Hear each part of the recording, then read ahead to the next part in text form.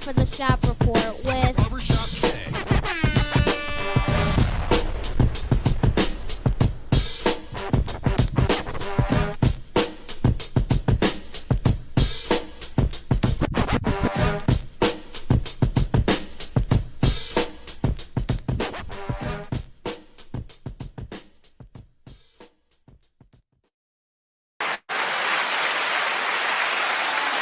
What up, sports fans? Welcome to the Shop Report. I'm Barbershop Jay. I'll be your host for the day.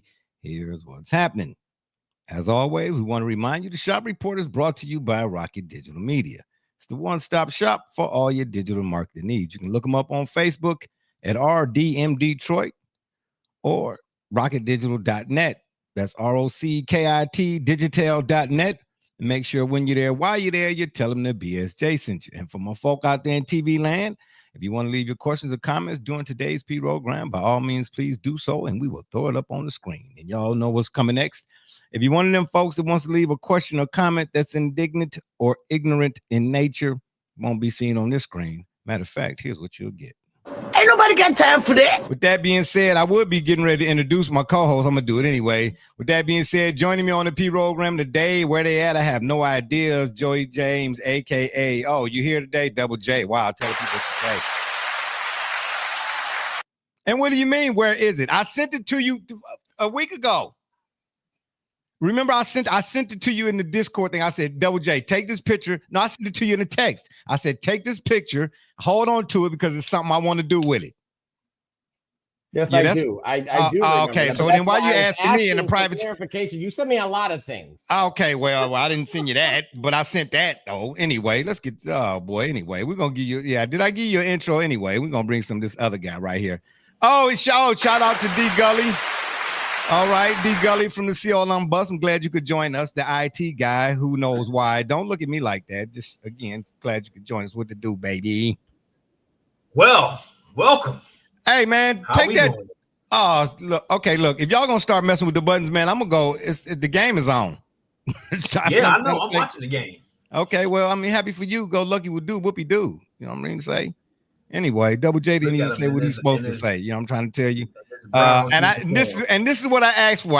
I said the rundown, couple of them, and then after the fact, and more. ... But anywho, let's start the show.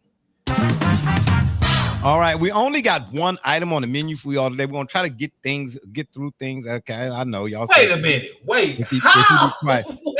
Let me finish, bro. We can't get through the show. It's people that want to go see the game, bro. At least let them see the fourth quarter. I had to study 13 notes worth of stuff, and we got one item on the menu today. First of all, if you listen with your instead of your, you might heard what I said. I said the one item is called the rundown. But underneath that header are a multitude of things to be discussed.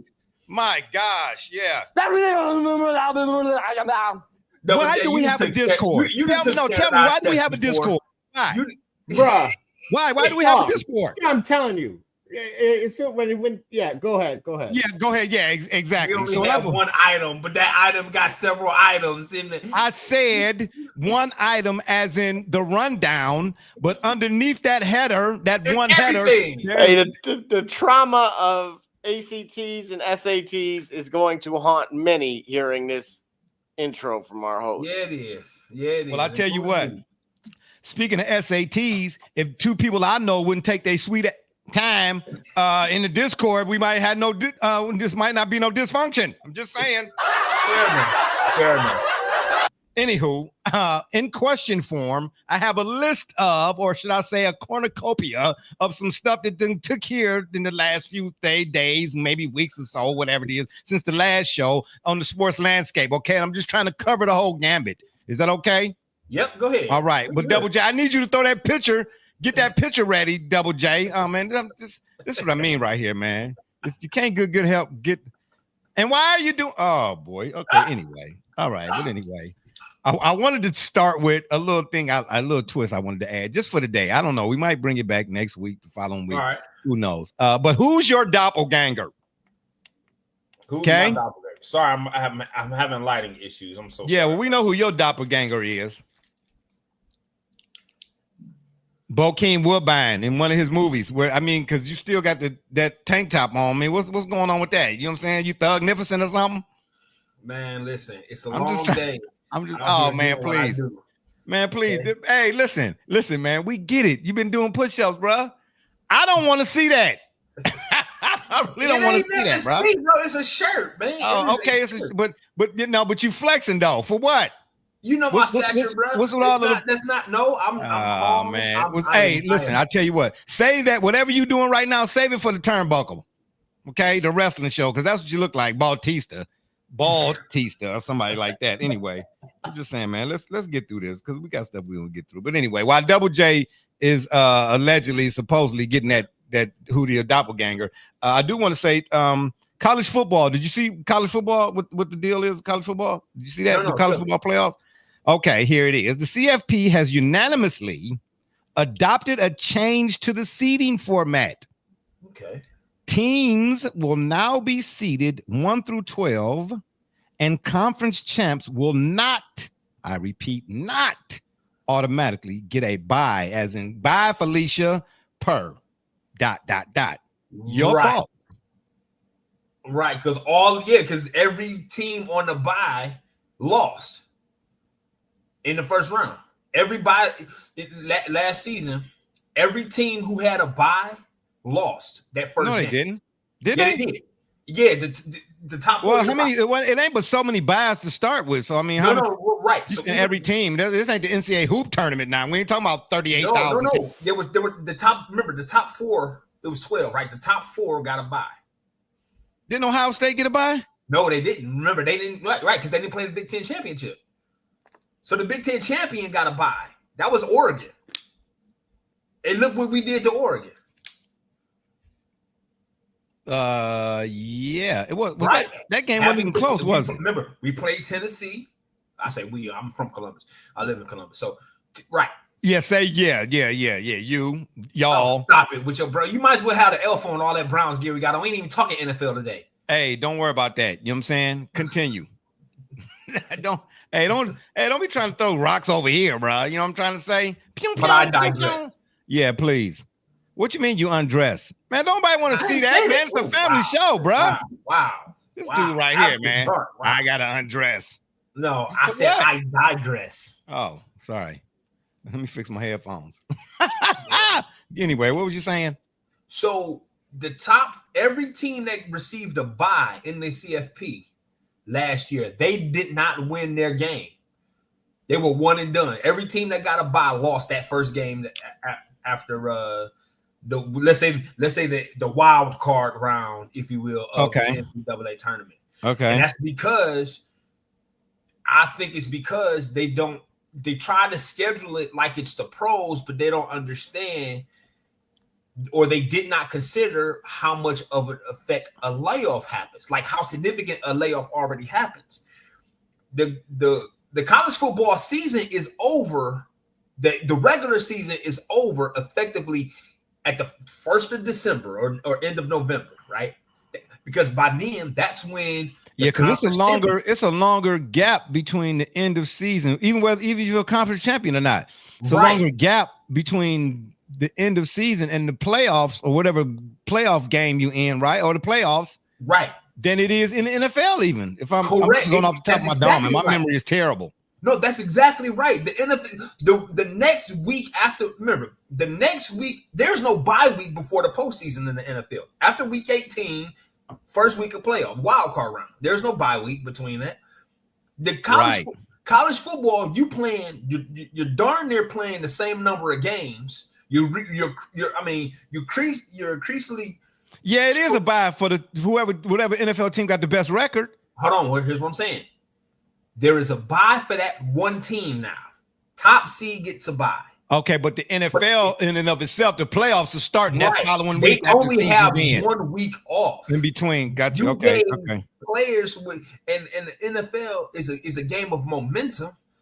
You giving them 4 weeks off already, especially if they won a conference. Let's say, are there conferences still that don't have a conference championship game? You win the conference based off your record. So any of those conferences, and I wonder, I don't know. Did not one of those teams win was about like a team that don't have Notre Dame? Notre Dame is not in the conference. Right. So exactly. So Notre Dame had even a longer time off than any of the others, than even Oregon. They're in the ACC. Who? Notre Dame? Not in football. Mm-hmm. Correct. In football. In football. When? Yeah. Well, that's like 7 years. Bro, and Notre Dame used to be independent, bro. Well, right, forever, basically. And then they had no choice. And even though the Big Ten was the obvious, that's what I can't look. I have a lot of disdain for that university, but some of it is actually quite logical, right? They have a rivalry with nearly half of the Big Ten. Notre Dame? Yeah, they do. They're right. going to have a game in Lambeau with Wisconsin, which is. But how's that a how's well? Whoa! Notre Dame in Notre Dame, although it has been. I mean, I remember the Catholics versus convicts. Yeah, that was a game, but no, he's right. but that made it a rivalry though. Notre Dame played Miami, enough times where it was bad blood, for real. But that's what I'm trying to say.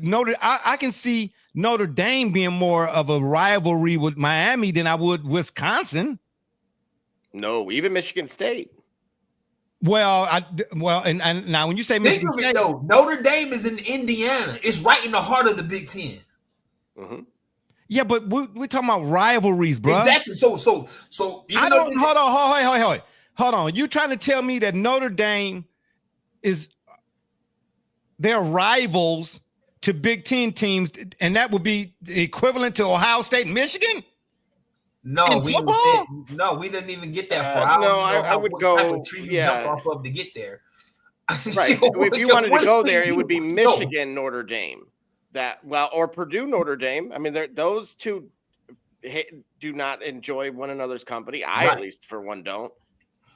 Okay, so then are you okay with the reseeding then, the no buys, 1 through 12? No, because I think that BS is decided in August. I don't think they're honest with their actual seeding, and I think there's too much lobbying going on within there. Enough of this hidden room trick. Reveal the thing. Let it be let it match the eye test as well. And whoa! Did you just use whoa? Did Next Gen just use eye test? Whoa! I know I didn't hear that right. You know what I'm saying? Look at this. Look at Gully over here. Look at old Teddy Pendergrass over here, man. Go put some clothes on, man. You know what he wants? His BCS should be in it. There should be some adaptation of the BCS involved in this. Yeah, right? It is an adaptation. Usually, it's found with come along with some toilet paper. Adaptation of the BS. That's really was followed by some Charmin. Anyway. So this is a big deal. I don't care enough. I'm bringing it to y'all because I know you all. Whoa. What do you mean? Hang on a second, Gully. Do you not remember when we pulled up that we had the chart, right? Yeah. We literally he didn't want just. I tried to give the top 25 or whatever it was, and he's like, no, Double J. I need this particular chart that shows who would be playing whom. You know why? And he's trying to dismiss that. Oh, do you know why that is, though? Do you know why that is? Please do tell us. Because there are people off screen, off from Discord, away from the cord, who I run into on a regular. You'd be surprised how many people actually are, pretty much like thumbs up to the P-Rogram. Shout out. But like myself, they got a face for radio. No offense. This is what they told me. I just was in agreement with it and whatnot. So they say, hey, man, can you kind of pass this along? Or like, what are y'all talking about next week? There's a lot of people that come up to me, but they don't really want to be seen or heard type of deal. So I'm just like the transference of information. You understand what I'm saying? Well, speaker for the people, then go ahead hold up lay some game down. Wait a minute. Okay, I'm spitting game right now, baby. You know what I'm saying? I'm just trying to tell you, like they say, what they say. Hey, Jay, what you doing? I'm chilling, time killing, always willing, never illing. Ain't no thing, can't complain. It's all the same. Definitely ain't no shame in my game. Bark for the dog, baby. Her. Brook Park, here we come. My fault. Anyway, I didn't think I could do it. Anywho, boy, I be dropping bars. Not of soap. I seen you out there. I seen it. Don't do that. Anywho. That was about the best one you had. I know, right? That was about the best one. Yeah. All righty then. I'm just saying, man, it don't make me enough of a never mind, because all I know is if they change anything to the college football playoffs, whatever the case may be, that's almost like it's starting all over again. It's something new. And I'm telling y'all right now, Ohio State gonna win it again. Yep. Every inaugural championship version of the college football playoffs, Ohio State, and I say that with strong disdain, but I'm just giving up to the game. They win it every year. Every college football first in terms of the championship. They won the BCS, the BS, they won Flick Your Bick, they won Take Your Pick. They won Captain Crunch. Every version of this college football, whatever it is, Ohio State done won the first of all of them. And I can't stand the Buckeye football, but I gotta give it up to that. So whatever they college football getting ready to do now, it's gonna be like they started all over again. It's gonna be a B again, and Ohio State gonna win it again. I'm just saying. Okay. All right. Are they gonna beat Michigan with Bryce? Ooh. I'm here. I want to know who you gonna beat up with that shirt on. Okay, my bad. I'm gonna leave that alone. Why you didn't have like Ray Charles though? Anyway, what you say? What happened? Like this? Oh no. What? You know, they call me Bobblehead Johnson for a reason. Okay, I'm just a little, over here. You know what I mean? Shoot, ain't my fault. My mama dropped me a couple times when I was a baby. I was wearing a helmet until I was 24. I'm just letting y'all know that's a little bit of information. You know hell no. Yeah, I did. I traded in though for a pair of Air Jordans. Well, I thought they was Air Jordans, but now that I think about the logo that was on there, I don't know. But anywho, next up, number 2, that is this whole Caitlin Clark, Angel Reese ordeal, right? A lot of folks is really showing their biases, man. You see what I'm saying? And the personal biases have trumped the sport, quote unquote, of basketball, right? Because most people who didn't see the foul, number one. Did you see the foul? Caitlin Clark fouled Angel Reese. Did you see the foul before the foul? Well, what about last year when Angel Reese tried to take Caitlin Clark's head off? Okay, but here's the thing. There's a complete miscall that you see Caitlin as a spectator, where Angel just completely disregards whoever. I don't think it was Aaliyah Boston. I think it was somebody else. But so Caitlin does what we see in the NBA quite commonly, right? You kind of just grab the person before they go up with the shot. Yeah. I don't see any harm in that. Again, I used it as something we see quite commonly on the men's side. Okay, listen, all I know is I didn't see the whole game. And look, in fairness, I was rooting for both. I took both to have a double-double, and they did that for me. So, look. He don't give it. Okay. The outcome was income. He gives a parlay, so he don't care what we got to say. Hey, but listen, that's what. Okay, exactly. That's why he disappears again. You know what I'm trying to say? But at the end of the day, though, that's the whole point. Who cares? It's basketball, bro. If my son jump on here at some point, he might.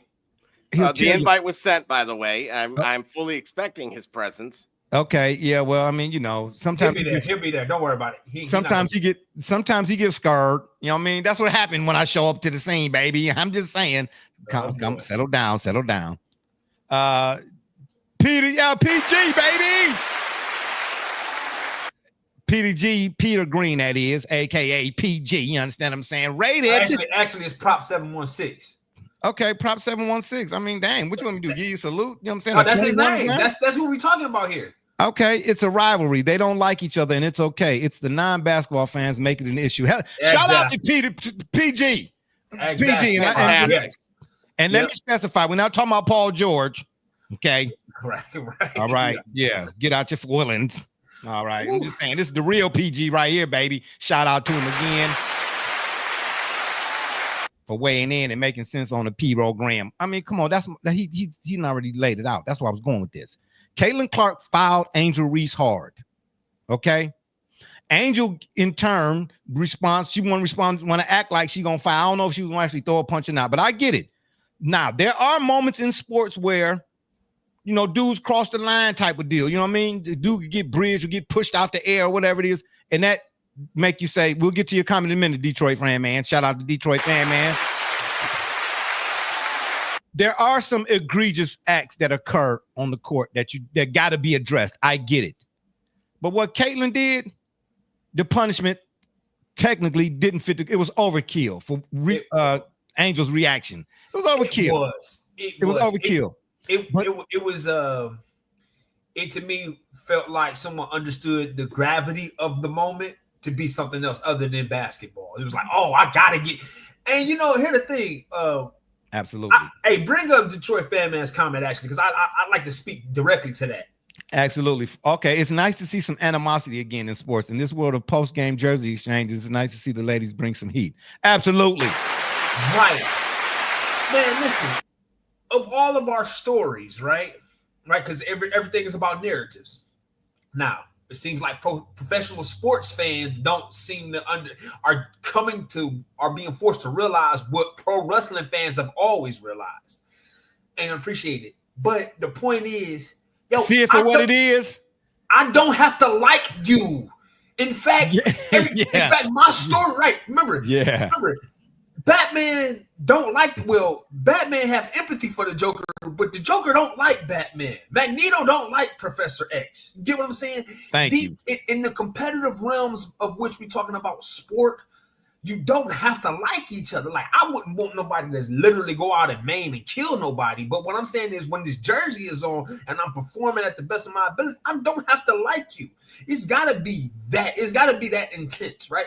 For me to be able to appreciate it. Because when I watch my movies or I watch my cartoons or I play my video games or read my comics, there is the conflict of two opposing sides contrasting and clashing with one another. On a professional landscape, that naturally competitive emotion, you got to see it there. I'm glad for that. And then for me is I think the beauty about it is helping us to understand how life is. You ain't even got to be my best friend if we got the same jersey on.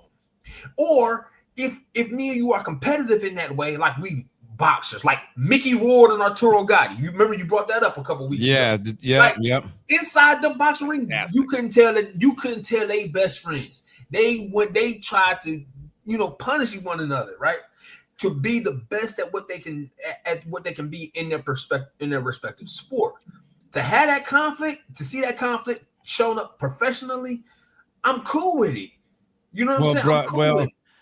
In addition to that, though, man, I thought I had saved the clip, and I meant to. Well, see, we get flagged. We done been flagged for so much and for so many times. I wasn't sure what to send to Double J for him to, get it ready in the cachet. But James Harrison, former Steelers linebacker, right? I forget whose podcast he was on. I just saw the clip earlier today, and they was talking to him like, man, like when you see somebody out when you was playing, you see somebody you was cool with out there on the field. They was asking him like, what if it was your brother or your cousin? He was like, bruh. He said, I played with Josh Cribbs at Kent State. Yeah. And I laid him out. He said, I ain't trying to hurt nobody to the point like end nobody's career or whatever the case may be. But he said, once I step across them lines, bro, I got to do to you what I got to do to you. I got to do to you because it's my bread and meat. If I don't do it to you, I don't eat. Right. Okay. Right. But now, like you said, everybody chopping it up. Hey, I can't tell you how to be and what to be when you're supposed to be in the moment. But you chopping it up, bro, and we still in the middle of a game, whether it's playoff implications or not, or whatever the case may be. And I ain't saying you got to be like Kobe. But at the same time, bro, act like you at least engaged in whatever it is that you out there doing and it means something to you. That's all I'm saying. Listen, this is what I'm trying to tell people. It's just basketball. This is what I'm trying to tell people. Or is it? Hey, 24-14, Double J. 24-14 this week.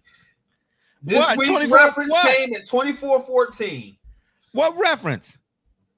Nobody brought that up. You know what the hell you was doing. I'm sorry for cussing. You know what you was doing. Nobody brought nothing. What did I do, bro? Yes, yes, you did. Yes, you did.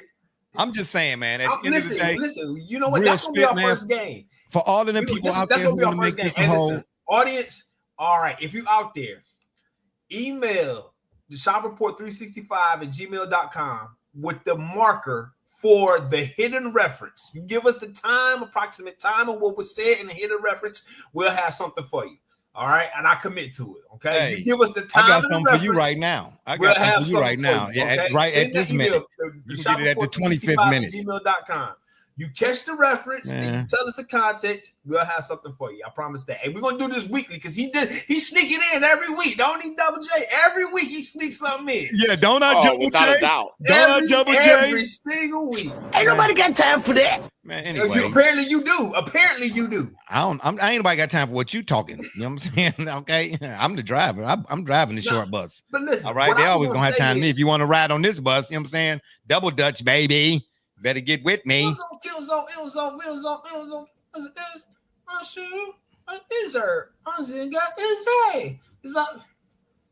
said double Dutch bus. Yeah, leave that. You said double Dutch bus. All right. All I'm telling y'all Don't act is, like you was popping. I wasn't, because if I pop something, it's gonna pop out, and then I ain't gonna be able to put it back in again. Caitlin Clark's foul on Angel Reese was basketball, right? But outside of that, folks wanted to be, it's a black and white thing. Man, God, yes. At the end of the day, the whole folks wanted to be a black and white thing. It became so big in an instant that folks forgot about what the play was looking like. You get what I'm trying to say? All right. But let me say this, bro. Is racism prevalent in this country? Yes. Has it been? Yes. Is it going anywhere? No. Okay. Now we got that out the way. Everything ain't always about that, bro. At the end of the day, in terms of basketball, from a fundamental standpoint, bruh, Angel Reese got a lot to work on. Then I had some people hitting me up talking about she only 6'3" and she played a different position than it. Listen, her position and they ain't got nothing to do with or who, and I'm not pitting her against Clark. What I'm saying is, in terms of basketball, is Angel Reese a marquee name in professional sports? Yes. Is Caitlin Clark a marquee name in professional sports? Yes. Absolutely. Well, as a marquee name, you've got to show up and show out all the time, not sometime. Period. Right. I don't care about none of that other stuff. In real spit, those two ladies, they don't even understand the magnitude of what their presence, whether you want to pick one as the villain here, I don't care. Their presence alone, they could be Magic and Bird for the WNBA. Bruh, they need to go sit down with Magic and Bird, because to that same person, I said, do we know what position Bird played? Yep. I do, but I couldn't recall. Golly, he's saying. Right. Huh? Right. That's what I'm saying. Correct. Whenever we talk about Magic, we know Magic was a point guard because I get you saying. I get what I'm trying to say right now. We talk about Magic and Bird. Thank you. Whenever those two are discussed, it's Magic, Bird, and then the conversation follows, such as Magic was a coach. Did you see when he dropped did nobody say Magic was 6'9"? Magic played point guard. Magic was, all he did was like shooting with his left hand, but not his right hand. Forget all of that. Are you a basketball player? Right. Is Angel Reese a better basketball player, irrespective of position, color, and all? I ain't got nothing to do with none of that. Is she good enough at her craft to clap back? Craft-like, or in a craft-like fashion. Or craft work like Trans-Europe Express. Okay, whatever. Take your pick. Go get on the phone with Hakeem, the dream. Okay. Yeah. So stop living up, Angel did work out quite a bit over in the offseason with Lisa Leslie. Okay. So with that being said, I mean, absolutely want to shout that out. That ain't Hakeem, though. Talked about enough yet. That ain't Hakeem. And it's not a man versus woman thing. I'm saying Angel Reese, where she should start at, bro, is her footwork. That the footwork in sports is like the roots to a tree. They are the foundation. If the footwork is impeccable, everything else will follow. That don't mean you don't work on your shot still and all of that, but all of that other stuff, those accessories, they will complement even better because your base will already be there. If she want to go work with Sylvia Fowles, I don't care. You understand? You know who Sylvia Fowles was? Yeah. I seen Sylvia Fowles I ain't gonna, it's footage out there. They might have been burnt it, like they did when Jordan Crawford dunked on somebody. But anyway, unguardable. But I'm just saying, it was footage out there of Sylvia, and she was, it was a couple guys out there she embarrassed in the post. Yeah. Angel need to work on her game, bro. Period. She need to get better at basketball. That's how you clap back at all of that. Huh? Okay. Absolutely. All right. I mean, you tell me. You know what I'm saying? Because usually y'all got a lot to say. Oh, not today? All right. That being the case, we're going to take a commercial break, right? And we come back, we're going to get some more of the rundown. You understand what I'm saying? We're going to talk about the NCAA's run, the NCAA mafia, I should say, in particular. Has their run come to an end? But in the meantime, go get some cookies, baby. Amazon.com. Get your, what they called again? Y'all don't even know. I'm Jordan Gudeman, and I'm the founder and CEO of Eddie G's Cookies. I was first diagnosed with a nut allergy when I was young. At the time, there weren't a lot of labeled items that said if there may contain nuts or there are nuts in the food, so my brother and sister and I baked a lot at home, and we enjoyed treats from mixes and things like that, but I noticed that it was not the same as what my friends were enjoying, and I started making up my own recipes. When it was time to pick a career, I decided to start a bakery so I could share my treats with everybody else. When I started creating my recipe, I was taking in all the things that I thought I was missing out on. A soft, chewy center, a crisp outside crust, and a taste that is just like it came out of the oven at a bakery. When I put all those things together, I'd come up with a recipe for a dream cookie. Eddie G's Cookies only uses the finest ingredients. We have all natural flavorings, no preservatives, and every cookie is made in a nut-free environment. The best part about Eddie G's Cookies is that they can be delivered right to your door. You can share them or not. We won't tell.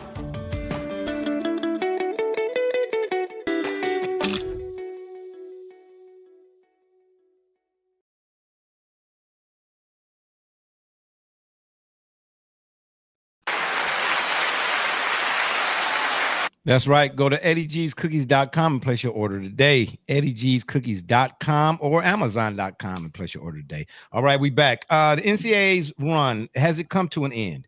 Greg Sankey says the NCAA may not control football much longer. The power is shifting and the SEC knows it. Your all's thoughts. Well, I've been saying this for a while now that the contract is up in 2034. At which point, I think. Whoa, 2034. Yeah, that's 100 miles away. Well, correct, but again, we were talking about a slippery slope here, right? So he recognizes what we recognize, which is the need for that medium and governing body is necessary, but vastly different than what it appears as today. And no, the universities should police themselves. Well, and I think they will, but they will very much operate. Who do you need a governing body for then? Well, no, if you already the got same one way the in-house. NFL does, by way of the commissioner, is what I'm saying. Oh, so instead of an entity, you just be an individual. Correct. Okay. So you would have very much a league office, essentially just replicate that NFL structure. And again, we're seeing the pillars of that being constructed as we speak from what we'll call the university side, right? With guys like Andrew Luck serving as general managers. And now what you're starting to see is I saw him taking snaps in practice the other day too. Andrew Luck. Absolutely. Yeah, he looking like me. Matter of fact, we'll be in Denver tomorrow. Aiden's in a showcase out that and Stanford will be in attendance too. So, shout out to my man Aiden, baby. And I saw Andrew Luck. He looking like me on top of the dome, baby. Once you lose, it does seem like he was solving the world's problems, doesn't it? Hey, once you lose your snap, you can't get your cradle cap back. I'm just saying, baby. Woo, yeah, okay then. So it's a good thing then. The NCAA, I mean, yeah. So do we got to wait till 2034 for that to jump off, or what? Or can they go and rip it up and then redo penalty, it? Huh? Right, that would be the cleanest way to cut, if you will. Well, see, I'm still trying to understand at this point what purpose functionally are they maintaining? Like, what is the tether between the NCAA and the college football playoff? in the conferences right now. I don't quite understand their current. I don't understand how they function right now. Seems like so much of Man, the NCAA is just like one of them old school mansions back in the day that might still be standing, but got grass all over the house now. But you see pictures of it in 1920, and it was horse-drawn characters or whatever it is. They're like, they just ain't tore down yet. But it's been abandoned for years. I'm just saying, yeah. Oh wow, it's a museum now, type of deal. Like archaic, like me, like get them out of here. Wasn't there one of those in Louisiana that recently burned down? Yeah. Yeah. Oof. Yeah. Everybody was kung fu fighting too. Whole lot of celebrating. Woo, yeah. Yeah. The roof. The roof. You don't need no fire. Yeah, I'm just we saying. don't need no water. All right, we'll switch gears a little bit. Talk about a little bit of basketball. Get on. Yeah. That's right. Just sip on the Lucy. Yeah, don't even. Yeah, there you go. Get on out of here. Switch gears a little bit. We're gonna talk a little bit now. Gully, what you doing? You over there juggling or something? What you doing? Why are you looking at the ceiling? I'm taking a look at the current score to this Western Conference Finals game. You got a TV on the ceiling? Yep. It's not a mirror. Hey, listen. I mean, Whoa. Hey, what you do after the prom ain't got nothing to do with me. I'm just saying, okay. We know where he frequents. Isn't there one of those in Northeast Ohio too? What you mean one of those? So you already know where another one at? I don't even know. Double J. I don't even know they existed. Right. No, Don't they have one of those? Like, get on out of here. Right. Yeah, like he done made it his life's mission. Like, yeah, I'm going to make sure keeping a scrapbook of all the, tournament the tickets to the tournament I done been to type of deal. Yeah. Okay, Double J making his rounds. I see. I'm ready.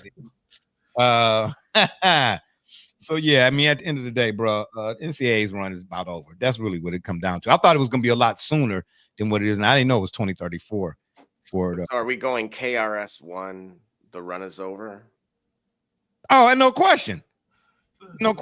Now, at the time that they were created, the NCAA, that is, if you go back to college football's history, 150 some odd years ago, they were necessary because they did not have a governing body.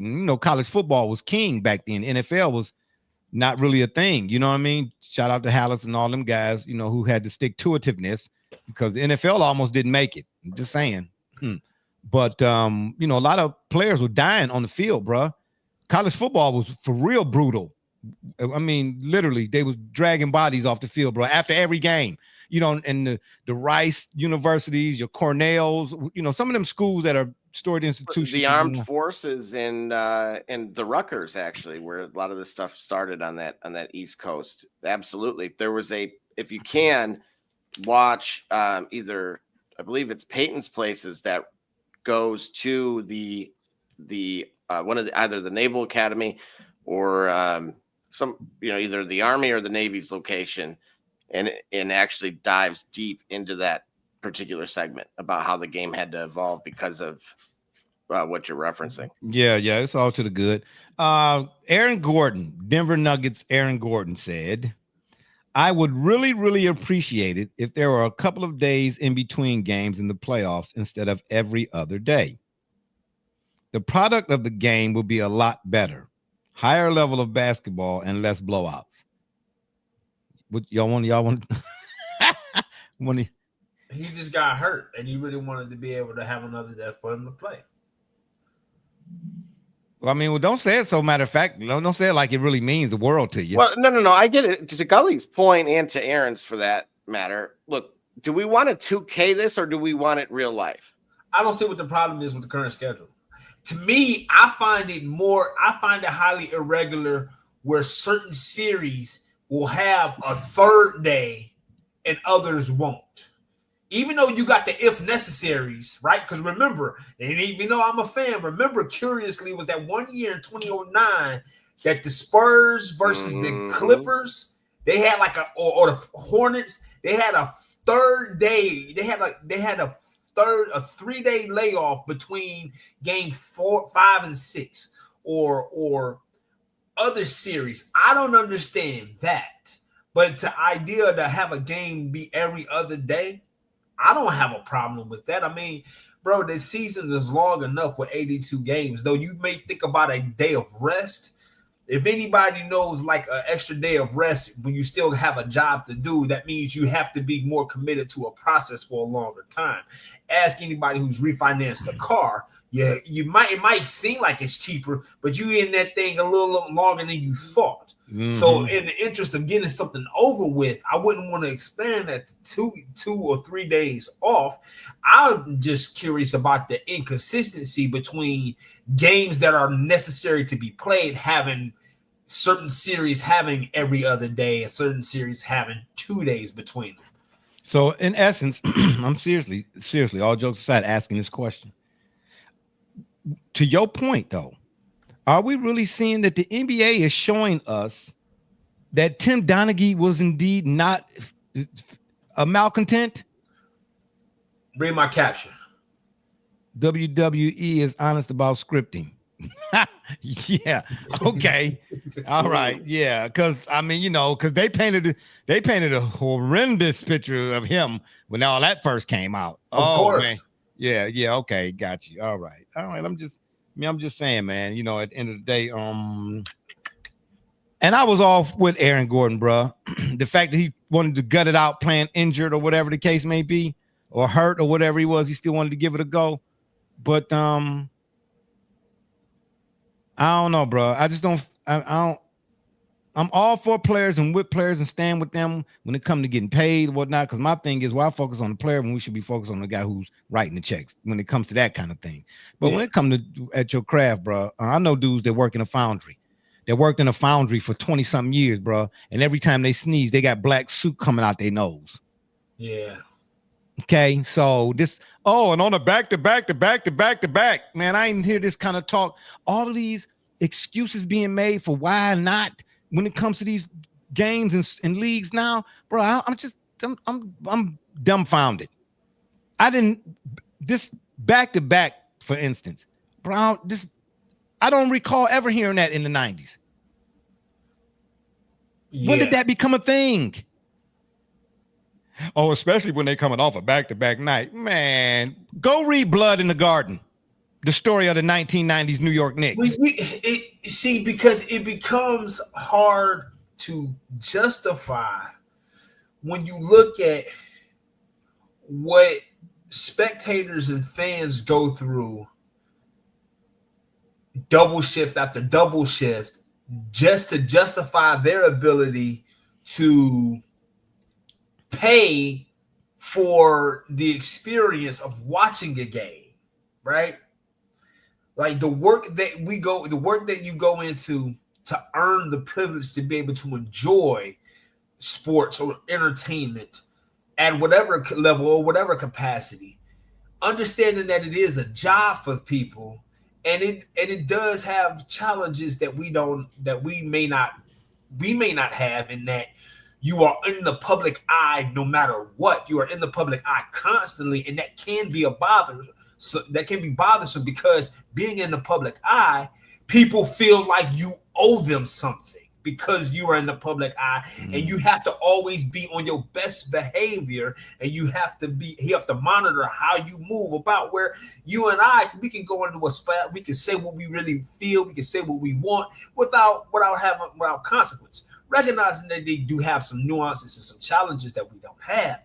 It's hard for me when we talk about it's hard to play on a back-to-back. Bro, you got $30 million and you have a world-class facility with world-class trainers and access to top-tier nutritionists and trainers and healthcare and wealth and relaxation. All the stuff to support you being an athlete at your highest peak and all that other good right. stuff. And you complain about a back-to-back, that part, right? That part is where there's a disconnect with me, considering I'm doing 4 12s. It's tiresome, but am I really burnt out knowing that, hey, man, what I'm doing on this day-to-day is actually when the check comes through, it's going to be pretty good for my family.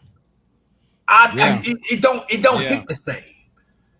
That doesn't resonate for me. That's what I'm trying to say, bro. As an NBA player playing on a back-to-back night, you know, I'm like, wow, man, I feel for you, like the guy who spent his whole life working in a coal mine, man. Dang, man. Right. Dad, it must be hard for you, bro. Really? Yeah. Really? Yeah, okay. Anyway, like I said, yeah, get over it, bro. I was all for you when you know, he had some big moments throughout these playoffs runs until they got done. I get it. Shout out, clap, clap. I ain't mad at him. But to say that right there, bro, I was like, okay, let's keep things moving. The Louisiana governor signs an order to allow schools to pay college athletes. Uh-oh. Say again? Yeah, Louisiana governor signs an order to allow schools to pay college athletes. Right. Double J, we really don't need the NCAA. Let the schools police themselves. Let the schools find us somebody. They need more getting ready to get rid of the athletic you got to director. remember, the schools are not paying the athletes, right? An NIL collective is. You need to understand that is a third party. That is not the university. The university is offering a scholarship, both of which are funded by independent entities, meaning people like me say, here's money for this scholarship fund for you to ultimately offer. Now, where the school does pay the kids is based off of the recent ruling, which is the television revenue share. And that's where basically you get a handful of $1 million sprinkled across, especially in the basketball space, per player. But otherwise, that is a direct result of the revenue share with the players from that legislation. So now, again, school itself, right, is not. It's somewhat teetering with that, walking that same tightrope as the NCAA, right? I'm not there to learn. I'm there to deliver on this particular thing that you are paying me to do, right? You're not paying me to get an A in school. You are paying me to get an A. Carry the football. Yeah. All right. So I'm asking you though, then all schools should do this. Yep. Sure. Yeah. Get it out of the collective. Huh? The problem, I guess the only issue, or I don't really have any kind of concern with it. It's just, they're hollering about this in other sports as we speak, in baseball, matter of fact. They want a salary cap, right? Well, that's an even better question. Should all schools be capped? That their terrible product is somehow successful because 5 of their teams are financially in the from the profitability vantage point, in the top 20 globally. So what you have is a blender of multiple issues spanning multiple sports, all about the same thing, which is how much becomes too much. Now, as somebody that drives down Country Club Way and looks at homes that begin with 6 to 7 figures, forget it. Too much ain't enough. So I've completely changed my tune on this. It is gross, the excess that I've seen. And so I say provide the access. Whoever wants to bid the highest, then there you go. Take your talents there. In my LeBron voice. Oh, okay. Shout out. Where the bus? Oh, hell no. Ooh, yeah, where are all the bells and whistles when he do it, huh? When I do it, it's stop the press. It's like Publishers Clearinghouse. Like you just done won $1,000 and all of that. I ain't checking chat.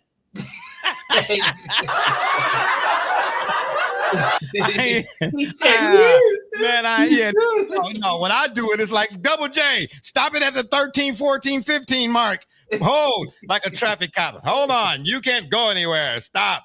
Yeah, let him do it. It's like, it's passe, par for the cuss. Blah, blah. Oh, man. Please cut me in and cut yourself out. How you know what he was talking about? I do know that.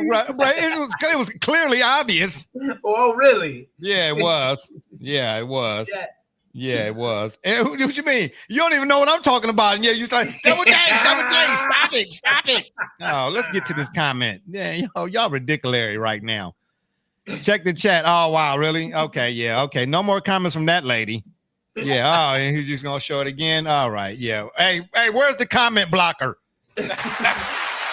Yeah. We need the comment blocker for that lady right there. Oh my gosh, boy. Talking about teamwork make the dream work, man. Hey, Man, bye, such Felicia. a hater. Yeah. Anyway, Right. he crashed out, bro. That is the Hey. crash out. Hey, who crashing out? You did. That's why I just waited. That's why I let it go by because I knew you was going. Yeah. You know what? Hey, y'all not funny. Y'all not funny. Oh, believe Anyway, me, that hold will on. be on a clip. Okay, anyway, we can write down pink slip. This is pink slip week. I see. That's what this is. Pink slip. Yeah, pink slip week. Anywho, are the Lakers going to trade Austin Reeves? Possibly. What was the point? Didn't they draft him? That when you have Luka Doncic and you have LeBron James in the sunset of his career, you are in perpetual build now mode. You're not building a franchise for the future when you have the future already in Luka and you have LeBron who's in win now. So anything else is expendable. That would not be the case if Luka had not been traded there, or if either of those, if either LeBron or Luka are not on the franchise. If either one of them were not there, then Austin stays. But with both of them there, everybody's expendable if you're trying to win because you got to win now with those two. But how does it? Okay, let's set Luka and Brown aside. The rest of that roster, who would play a somewhat of a part in helping them to win, other than him, and maybe Dalton Connect? But man, hurry up, get rid of him.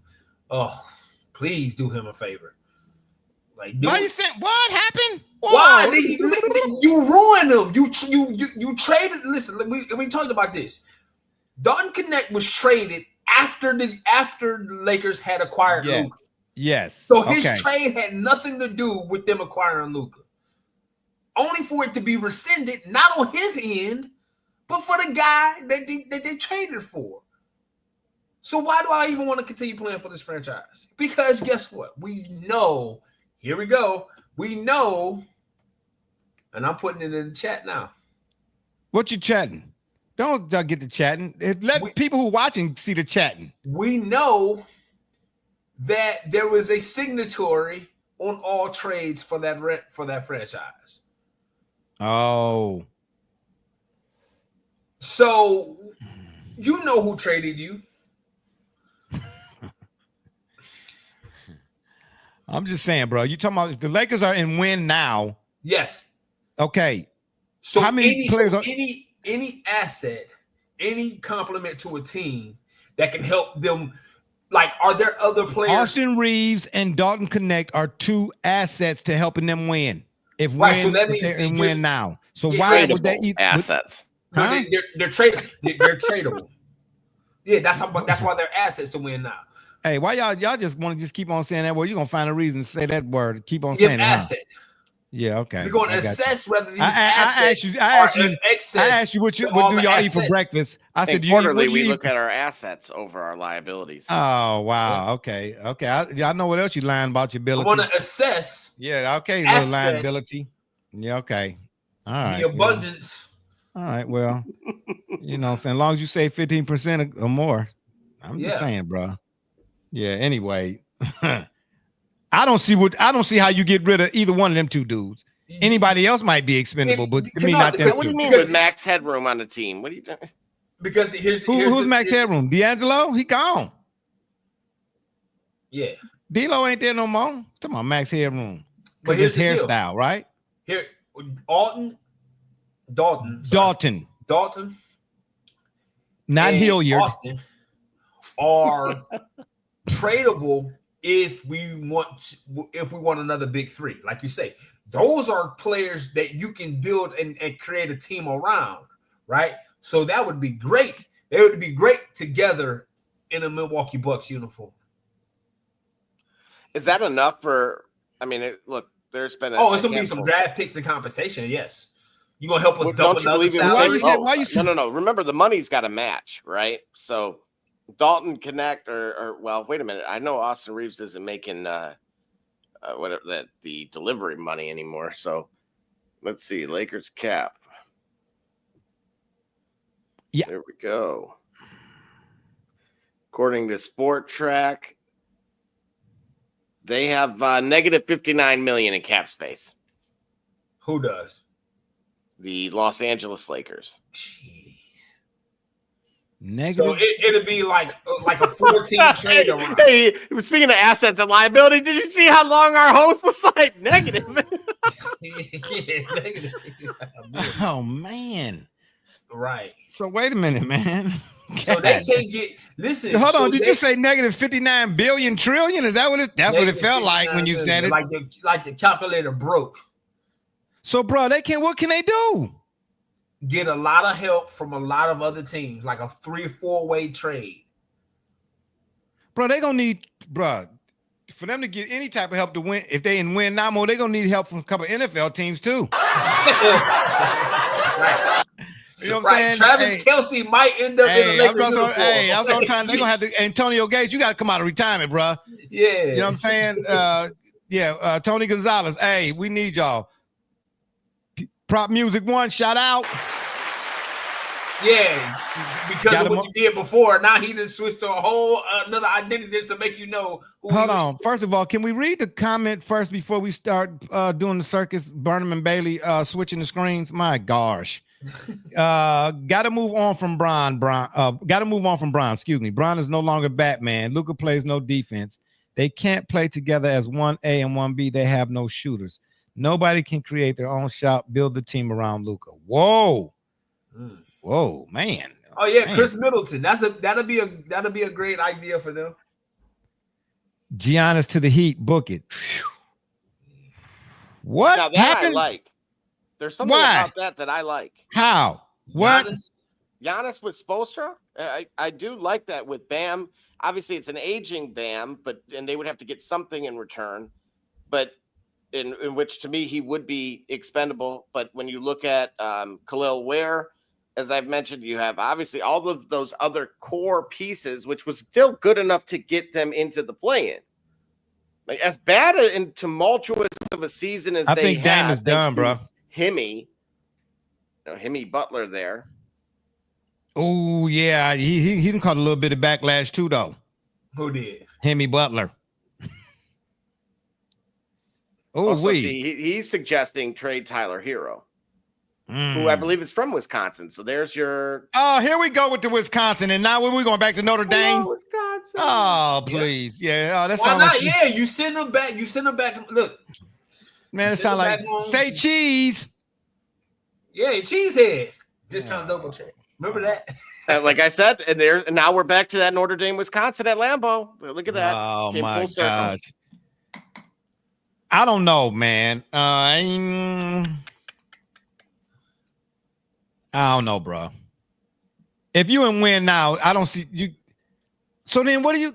Listen, bro. I am just perplexed at this salary cap, dude. When you look at this, not almost $100 million is just between LeBron and Luka. That's what I'm saying. If you minus 50, didn't you say 59 million? Yes, correct. They are in the negative. Bro, I know that's so now we talking luxury tax. So wait a minute. Who else is making more than $15 million on that? Only team? one, which is actually Rui. I'm sorry, Rui. Oh my God. Hachimura. Oh yeah. Okay. So in other words, so he gotta go too. Yeah. So Rui's got to go. So Rui would have Dorian to go. Finney-Smith would have to be involved. Yeah. Austin Reeves is only at 13 million. I say only. That sounds fantastic. I'll trade. But Dalton is at $4 million. A stay ready shooter for $4 million is, I don't know what LeBron has against the guy. I don't know if it was because they picked him first before Bronny. I really don't. I don't know if it's personal or what. But he fits the mold of what you would want. Kyle Korver. Yes. Right. Mike Miller. Yeah. Like, bruh, that whole, it's a whole, Hollywood is full of egos, but they got one over there now, bro. like Goodyear Well, blimp. has this playoff run been refreshing without him? Absolutely. I mean, like, what's your guys' personal takeaways? Like, I've watched more than I historically did, and that's not. I mean, that's post the Pistons losing. I was very upset with the floppy. Do you know fish why? Because of really, Brunson. Man, you know why? Because according to the next gen people, and we're gonna take another break. We come back. I'm gonna finish that thought. According to the next gen folks or whatever it is. Yeah. Anyway, we're gonna take another one. We'll be right back. Cleaning the cracks on your pavement surfaces can take hours and be torturous on your body. Until now. Bicracky Weed Removal Tool was designed specifically to clean pavement cracks in a fraction of the time, all while standing up.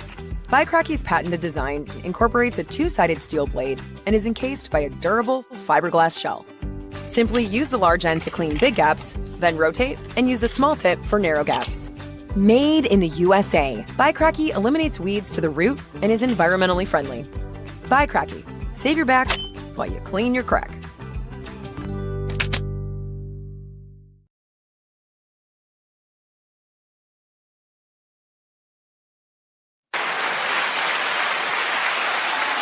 All right, we are back. Hold on, let me write this down right quick here. Sorry about that. All right. What was I saying? Oh, let me get to one of these comments here. Doggone it. I shouldn't have took a break. Prop music said players being entertaining. And then playoffs. Give me some more. Give me a little bit more context to that because we went to a break right there. But man, at the end of the day, man, okay, so give me a realistic scenario. Like how can you be in win mode now, but you got to get rid, once again, you got to get rid of folks in order to get folks.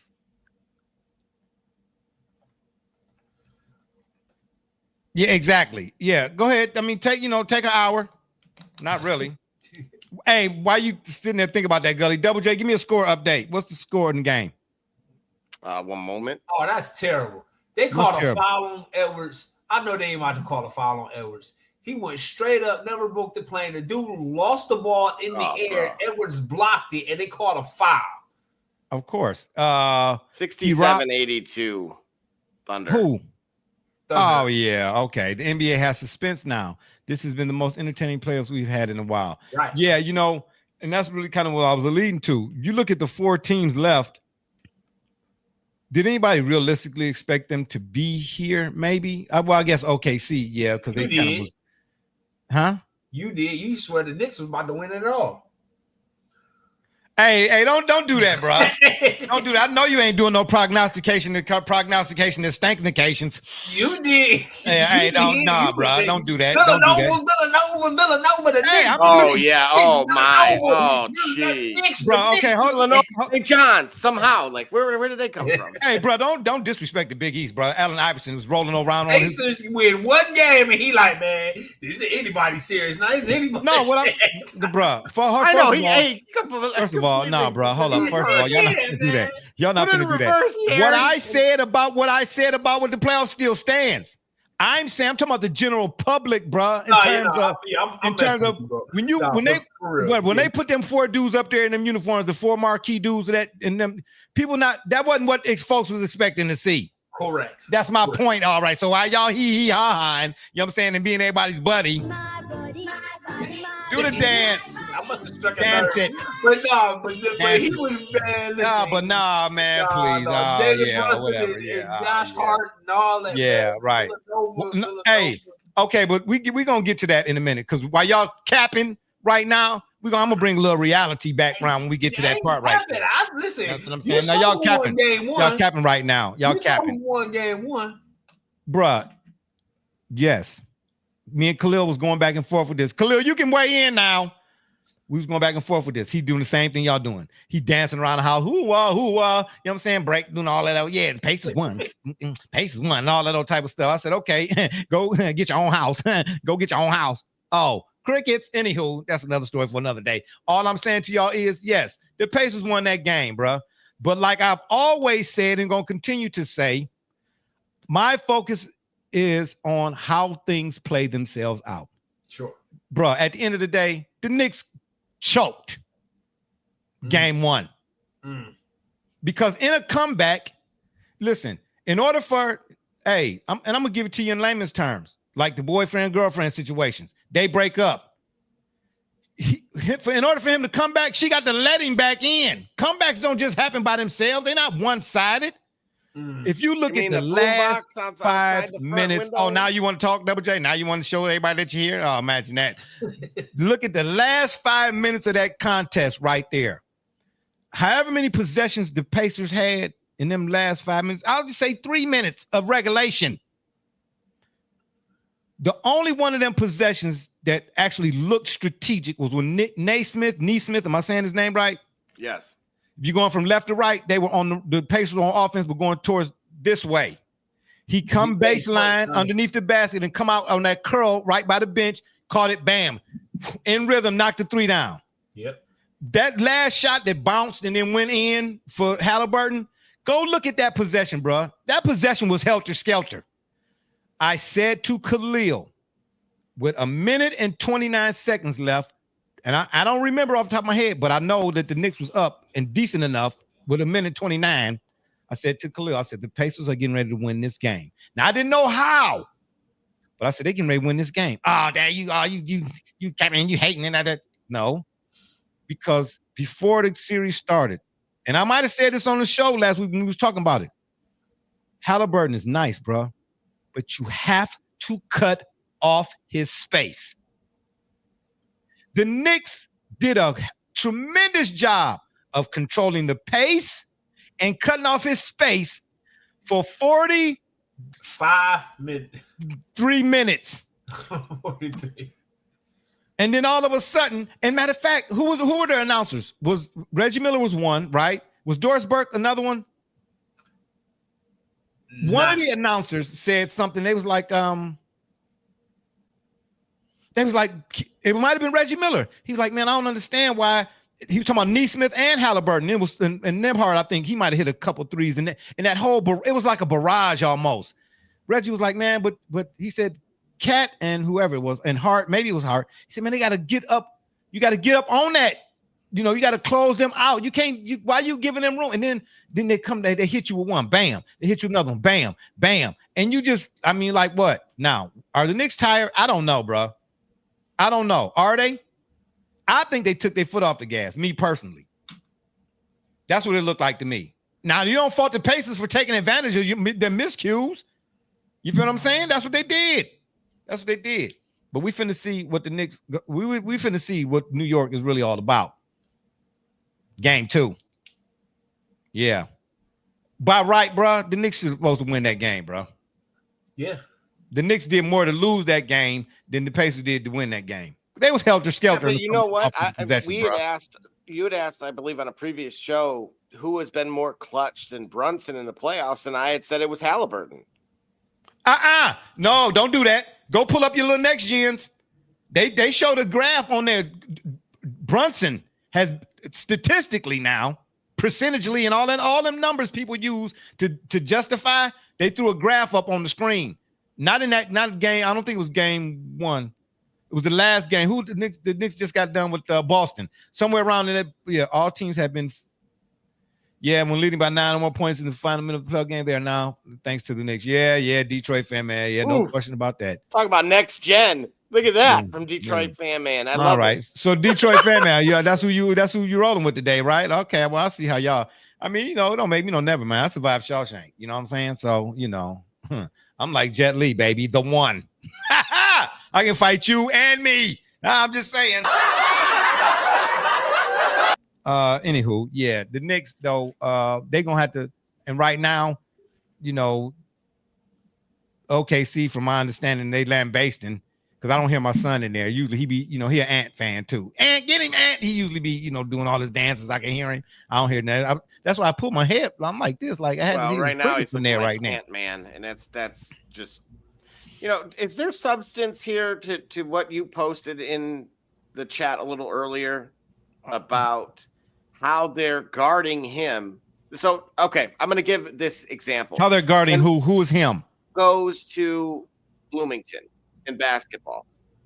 There is an aggression that IU plays with on the defensive side of the ball that I kind of laugh at because they allow it, and if Purdue attempts even anything of that sort, they get the foul.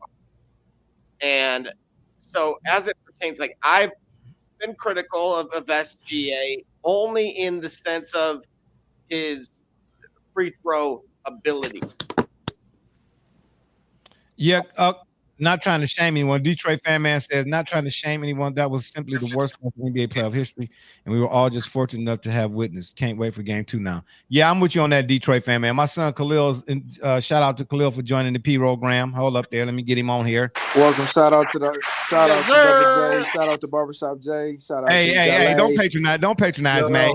Don't patronize. I don't have no gas money for you right now, bro. So don't play with me. Just go ahead and say what you got to say, bro. Well, let's start out with your boys, New York Knicks. By the way, Your boys, see, your boys, right? Your boys, right? Right, Gully, his boys. Right. What a way to sell it. I mean, my gosh, man. See, and you know what, Barbershop J, this is what I want you to understand, gang. Now that they know the Pacers, bro, the game is not over with them until the clock hits 0-0-0.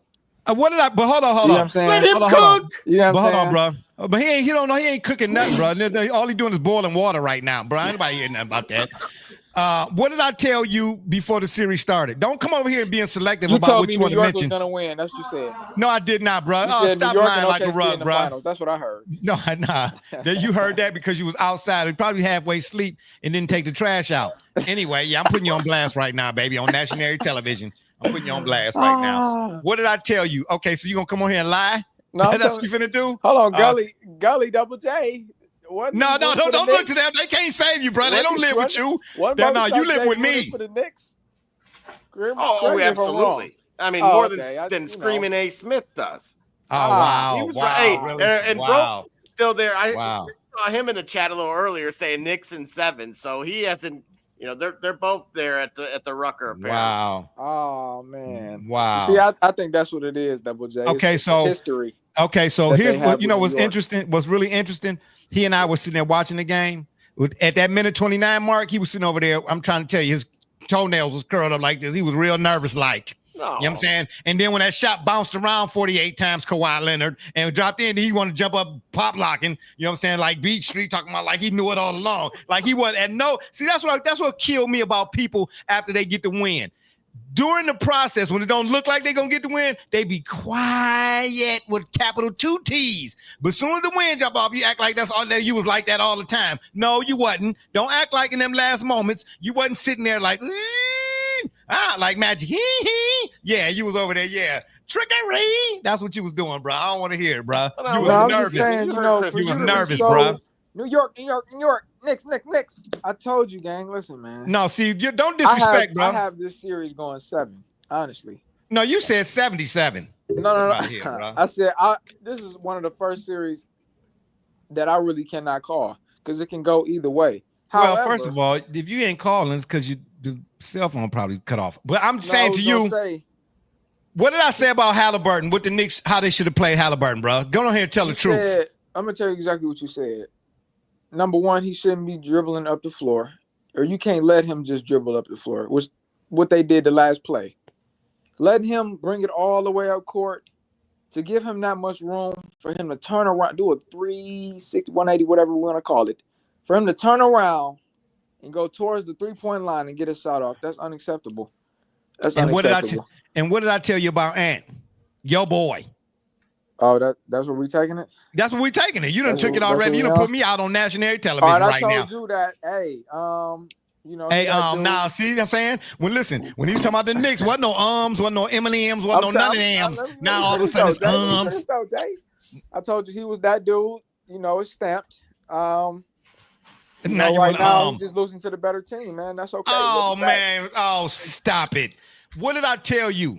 I said before the series, before we even knew that these two was gonna be playing, I said, Ant is a dog. He doing all that but your coach cannot call you out on national television, number one, and they can't keep turning the ball over, the Minnesota Timberwolves, with an Ant-Man to the tune of the clip that they do and think that they're going to beat SGA and the other grocery store ownerships and out the road. Whether you call him a free throw merchant or not, you know what I'm saying? Right. I mean, I love his game, but he is. It's no Oh question. man, stop it, And bro. if he being honest with himself, he'll tell you he is. Bro, yeah. If You you're being know? honest with yourself, because you I'm ain't being just honest saying. on this shelf, man, I'm just stop saying, it. man. Man, but let's stop look it. at it though. Let's look at it. I'm watching the game. I'm looking at it for what it is. Minnesota's style of play. I said after game 1, that's not gonna last. They've been beating everybody really. Whoa. ISO, Ain't this the same Minnesota? Wasn't they in the conference finals last year? Yes, they were. They were, yeah. So we're not making no excuses. That's not an excuse. The truth is not an excuse. That's the truth, Yeah, but man. if you're using it as such, Truth is not an excuse. Quotable. Wow. Yeah, Thank the you, truth is brother. not I an appreciate excuse it. unless you're trying to use it as such. No. Quote What that. I'm saying is watching them play. OKC's style of play and Minnesota's style of play. I can understand why OKC is winning. That's all I'm saying. Okay, so let me ask you this question then. Did you not know what OKC's style of play was before they started playing the Timberwolves today or yesterday, before this series started? Not to this degree, no. No. I ain't talking about to no degree. You see what I'm saying? I'm gonna tell you why. No. I asked you a question. Bro. I said, did you not know? Did you not know? No, I didn't. Nope. I'm gonna tell you why. I didn't. Man, stop it. OKC did not make get the off. conference finals Bye. last Get year. off. Yeah. Hello. OKC Yes. did not make Disconnection. the conference finals. Hello. Them Hello. Timberwolves did. Hello. So it's a little, Hello. it's a little delusion Hello. around here. Yeah. What it Okay. is. Anyway, 1 Adam 12. We got a 14, 15. Yeah, this dude right here, he lying like a rug right now, bro. Hey, before this series even started, you see, that's what killed me, bro. Don't be moving no goalposts. Hey, whoa. like Hold King on now. Nebuchadnezzar and the 3 boys. I'm gonna go biblical on y'all, okay? All right. What was the moral of the story? If you're gonna stand. If you're gonna sit, do not waver. Before this series started, he was, bruh. T-Wolves, baby. Yeah. You know what I'm saying? Pop locking like they do in Compton. You know what I'm saying? He was doing, he was in the front room, bro. He was going, you know what I'm saying? He looked like Boogaloo Jackson. He think T-Wolves, he like, Jay, give it back, Jay, give it back. I was like, no, you after this, you're gonna want to put it back. You know what I'm tell you? He was going, that's his boy Ant-Man. Then he and I told let me tell you why. No, because you're getting ready to tell lies. You telling lies right now. You telling lies. You telling lies. Hey, man, listen, it's my turn, bro. It's my turn. It's my turn. Okay, well, I'm gonna mute your mic then. How about that? How about just mute your mic? How about that? Barbershop sound like a pissed off dad. You better just answer his question. Really? Hey, don't take no more questions, no more comments from that lady right there. Not Lucia A. That's what Lucia A is what we got today with her. I see that's going on. Nah, bro, I'm just saying. Don't be flip-flopping like somebody else in Hollywood. You know what I mean? And you know what 117, 35. Bro, all I'm saying is, bro, he was Ant-Man out, bro. Making the references to Jordan. I'm just saying, gang. You know, somebody when they say he looked like Mike going through the air, posterize. He was doing all of that. He was doing all of that. He's like Magic. He was doing all of that. I said, Khalil. I said, listen. I said, I'm telling you right now, your coach can't call you out. And I said, they can't. He can't. If they turn the ball over against Oklahoma, OKC, they going home. See, and now all of a sudden you see it ain't looking good. See. There's a lot of hyperboles right here. Oh man, hyperboles nothing. Hey, ain't nobody hyperbolizing. Yeah, you just over here telling lies. It's a lot of juicing over here, y'all. Yeah. You know he was all Ant-Man. You know what I mean? Don't try to snap at me. I'm gonna tell you why, Barbershop Jay, bro. You were saying it like you said because he hasn't won a championship yet, that what he's done just don't count. No, I didn't say that, bro. Stop lying like a rug to yourself and your cousins. I ain't say that, bro. I said. Because he said him. Now, see, now we getting ready to do he said, she said, but she said she didn't. See what I'm saying? This is what happens. He said, man, he done went to the. I said, Khalil, hold on. He done took down that. I forgot. He hit me with the gauntlet, Gully. Oh, he got the gauntlet. Absolutely. He got the gauntlet. Thanos, yes, sir. I said, okay. I said, well, who did he take down? He took down John Elway, Magic, Bird, Kareem, Will. No, he was naming everybody and took down. I said, okay, that's fine. And then he did. I said, but guess what? If he don't take them turnovers down a notch or two, he gonna get took down. And look what's happening now. Yeah, he getting beat down. WWE style. Holla. I'm just saying. I mean, bro. Better to get taken down by a better team, though, right? Oh man, please. That's like saying the glass is half full, but the diaper is half empty. Man, get out of here, bro. Nobody trying to hear that, bro. Don't be trying to confuse us now and confuse us now. Anyway, we got another comment rolling in. Miss. Oh, I said don't play. Who playing her comment? What had happened was, you know what? Okay, that's why Michigan State they're not gonna win a game next year. Basketball, lacrosse, hockey, field swimming, or football. How about that? They might have frisbee golf. Okay, well, yeah, that's the only way, and they're gonna have to need a couple golden retrievers on the team. That's the only way they're gonna win that series. Yeah, but anywho, yeah, I mean, so at this juncture, even though game one was a for the Knicks was not, I mean, it ended, horribly, historically horribly, if I might say. And then Ant right now, he getting a spanking. The face of the league is getting a whooping right now. I told you to stay off my lawn. What's the outcome now? Okay, so can we go back to the Knicks, please? That's right. Yeah, go right back there to on the 31st, that 4-boy pizza. Yep. Go back to the Knicks. Hey, You know, see me out the window. You swept down. Brunson is this superior point guard, and oh, bruh. I was okay, I don't know, Barbershop Jay. You still got Halliburton on the other side. That's right. Okay, so wait. So what are you saying about Brunson? No, Brunson is a dog. It's no question. But I'm saying what are you trying to make seem like what I said about Brunson? You were saying like Jalen Brunson is better than Anthony Edwards type of situation. No, are you saying that, Barbershop? No, it's a question. Yeah, okay. I'm glad he's like, I love from Villanova. No. Yeah, I'm just saying, bro. Bro, you really you gonna listen to him? Really? No, I'm to this dude right here. I'm not listening to nobody. I'm okay. You had to listen to somebody to ask me that question. Listen to myself. I'm asking you the question. Why don't you listen to my question? Well, what makes you ask me the question? Answer the question. See, you buying time. No, I'm not buying time. That boy is doing this. Yeah, listen. He's going 12 rounds right now. Listen. This is me we talking about. You know, I'm never at a loss for words unless I just woke up. Well, you nothing. You're losing the concept of answering the question right now. Answer it. Bro, first of all, answer it. First of all, no, I don't think Brunson is better than Halliburton. I don't think Halliburton is better than Brunson. We said Anthony Edwards. He's slick, man. I tell you what. He's slick. I tell you what.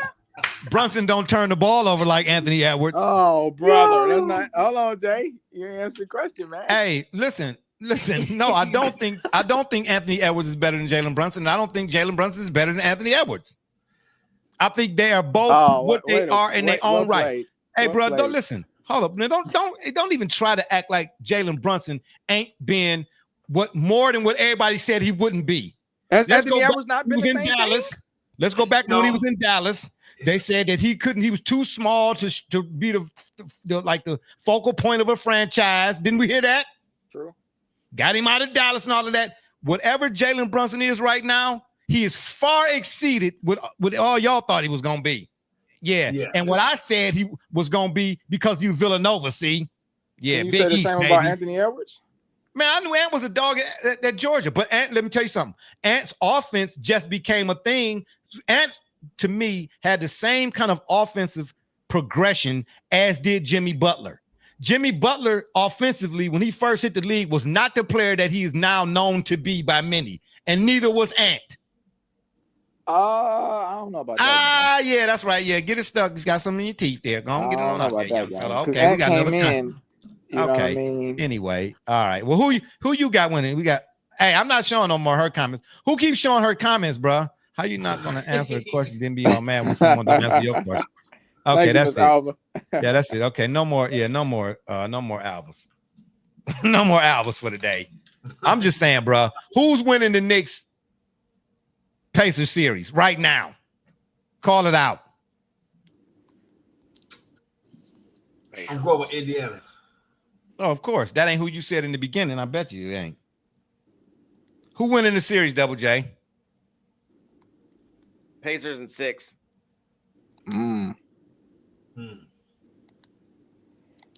Oh yeah. I know. It's more than Lucia flown at that house today. It's kind of like no wonder there's been a couple of packages in the mail missing. In the UPS, they was looking for the post. Police like, did you see this package? I was like, no. They was like, I was like, oh, what's that zip code over there? Oh, is it? Oh, 300 something, huh? No, All right, that's here a question for you, Barbershop. Then, okay. Yeah. is this Thunder team better? Is this better than the Durant Russ? It's more finals? deep. Was It's more this deep. Then James Harden coming off the bench as a sixth man. Who's better than that? Bruh, I said Durant, Russ, Harden. What was the dude from Kansas? No, not Nick Collison. Collison. You also had dude from Chesterton, Indiana. Oh man, that's gonna bother me. Went to Michigan. Oh. You can really say Antoine Jobert. No. That's a Detroit guy. All I know is this OKC team is deeper. But here's the killer part. Y'all want to talk about how great OKC is, but at the same time, y'all calling Shy a free throw merchant. Two things can be true at one Mitch time. McGarry. Oh, McGarry. Yeah. Okay, but Big Perk. Hey, listen, I'm not saying that they're both not true. What I'm saying is, you use them like your shoes on the wrong feet, but you're trying to walk in one direction at a time. No, but can we agree that he does foul bait though? Oh, he's a free throw merchant. No, Yeah. He's Harden in his prime. I don't want to hear all that. Yeah. Hey, listen, we gotta be careful about who we call them free throw merchants. Thank you. What happened, Golly? You gotta be careful about who we call a free throw merchant. If it's true, it's true. That's what. It's If you're not throwing your necessarily- body around, Hey, listen, because it's as true for Michael Jordan as it is for SGA now. absolutely not. But you're suggesting the Jordan listen, we can go do rules numbers. were How many points per game how did Jordan SGA is average from the doing it, or is 3-point he line? abusing it? From the free throw line. Say again. Yeah, I mean, to suggest that the guy who was getting hammered, literally, via Jordan rules, literally, is the equivalent, the modern equivalent with what you're seeing right now. I say, Okay, but listen, if Shy is a free throw merchant, whose fault is that? Shy ain't blowing the whistle. Right. No, that's the point. It's not. Okay, y'all act like Shy is blowing the whistle. No, that's fine. You taking advantage of it is fine. It's the fact that you Okay, do but it, the though. way y'all saying it, like, no, y'all saying Shy a free throw merchant, like he be no. Listen, he can't do nothing no more than what the refs call. So get on the refs for their egregiousness too. That's why I said in the Discord, I ain't no placing blame in Shy's feet for whatever y'all think he is, than I am the refs and they blindness. Because that foul on DeAndre Hunter, I ain't saying this what lost the Cavs the series, but come on, bro. The dude dislocated his thumb. And there wasn't no call there. That's a let him play. So come on, bro. If we talking about Shy being a free throw merchant, like that's bad for the game, bro. There's so much stuff. I got a laundry list of stuff that's bad for the NBA game today. I right agree. now. Let's place the blame where it really is. The needed. Zebras. Yep. The Zebras. The Zebras. You know what I'm saying? They the ones holding on to the whistle. They the ones with the Tim Donaghy jumping off. Yeah, Joey Crawford. Where's Tim Duncan at when you need him? Okay, I'm just saying, bro. Yeah, come on, bro. And then no sporting events completely left up the chance anyway. I keep telling y'all that. Been telling y'all that. Well, look at Gully's subtitle. Exactly. Yeah, WWE and WWF. Bray Wyatt. Gully, I love that, by the way. That's very true. Yeah. So I'm telling you right now, both of those series is going 7 games. I don't know the way it's looking. Minnesota might lose again. Well, tonight. take them Coke bottle bottoms off and see it the way I'm trying to tell you to see it there, young fella. You can't see it through them doggone lasers. You setting the whole house on fire. OKC 102, Minnesota 86. 6 minutes left to go, fourth quarter. Yeah. It's quiet. Yeah. I'm just saying, bro. So who we got? OKC and the Pacers in the finals. That what we looking at? I mean, we know you looking for the Knicks, you know. Bro, no, I ain't. No, I'm looking to get some sleep when this is over with. That's what I'm looking for. I'm just trying to tell you. Is that a concern of yours, right? They always talk about the big markets, and you're literally going to arguably 2 of the smallest. Mm. Does that bother you at all? No, because guess what? If that's the case, then you shouldn't put small markets in the league then. Put them in their own league. Okay? You can't have small markets in a league, and then when they small markets break through, talking about it's a problem with small markets. Please, tell the Spurs and the Steelers. Okay? Yeah, I don't want to hear it. Do you guarantee it though, Jay? Do I guarantee what, Mrs. Alva? Man, it must be flowing. How many gallons does she have today? Lord have mercy. You know what I'm saying? Tossing them back, I tell you. Man.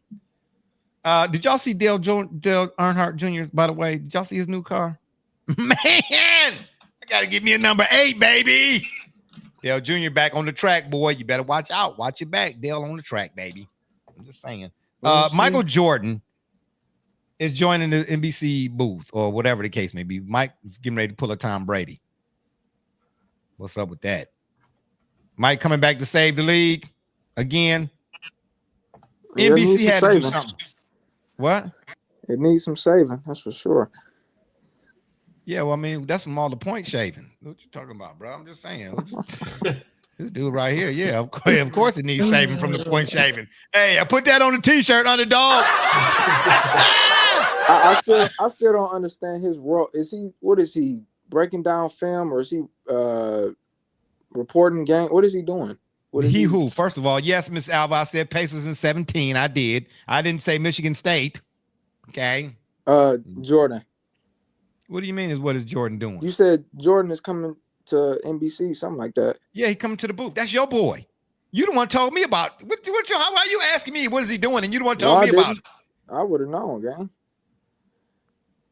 That's your boy. Why you don't know? Yeah. Take you out the way, man. You don't know man, please. No I ain't buying what you're selling. Anyway, we're gonna take another little break. When we come back, we're gonna finish things out so everybody can get to it ain't no need to watch the fourth quarter. Y'all might as well just watch us for another 12 hours. I mean, I wouldn't do y'all like that, but I'm just saying, you know what I mean? I'm just saying we come back. Yeah, we're gonna keep it going. It's Kate Cunningham, and you watching the Shop Report. I'm Harvey Diallo, and you watching the Shop Report. My name's Chris Murray, and you're watching the Shop Report. You're Jay Knight, you're watching the Shop Report. It's Max McKee, you're dropping in on the Shop Report. Barbershop Jay, Quentin Hines, Super Bowl champion. I'm ready. Let's do it. I'm on. Hi, I'm Mars Manworks from Mercury Stadium, and you're watching the Shock Report. Hey, I'm Billy Butler, and thank you for watching the Shop Report. Hey guys, I'm Les Norman, former Kansas City Royal, and you're watching the Shop Report. Commander Brown, Detroit Rivers Mountain Training, and I'm watching the Shop Report. Hey, this is Doug Flynn of the New York Mets. Well, a few other teams, of course, too. And you're watching the Shop Report. I'm Matt Ramos, and you're watching the Shop Report. How you doing? I'm Rajay Davis, and you're watching the Shop Report. How you doing? This is Nelson Figueroa, former Major League pitcher with a lot of teams. You're about to listen to the Shop Report. Hey, this is Howard Johnson. You're watching the Shop Report. Hi, I'm Heath Bell from the New York Mets, and you're listening to the Shop Report podcast. Yeah. Hey, I'm Josh Tolley, former catcher of the New York Mets, and you're watching the Shop Report. This is Edgardo Alfonso for the Mets, and you're listening to Shop Report. Hey, this is Doc Gooden, and you're watching the Shop Report. Hello, this is Mike Hampton, and you're watching Shop Report. Hey, this is Herman Harvey, former NFL offensive lineman with the Cleveland Browns and the Baltimore Ravens, and you're listening to the Shop Report.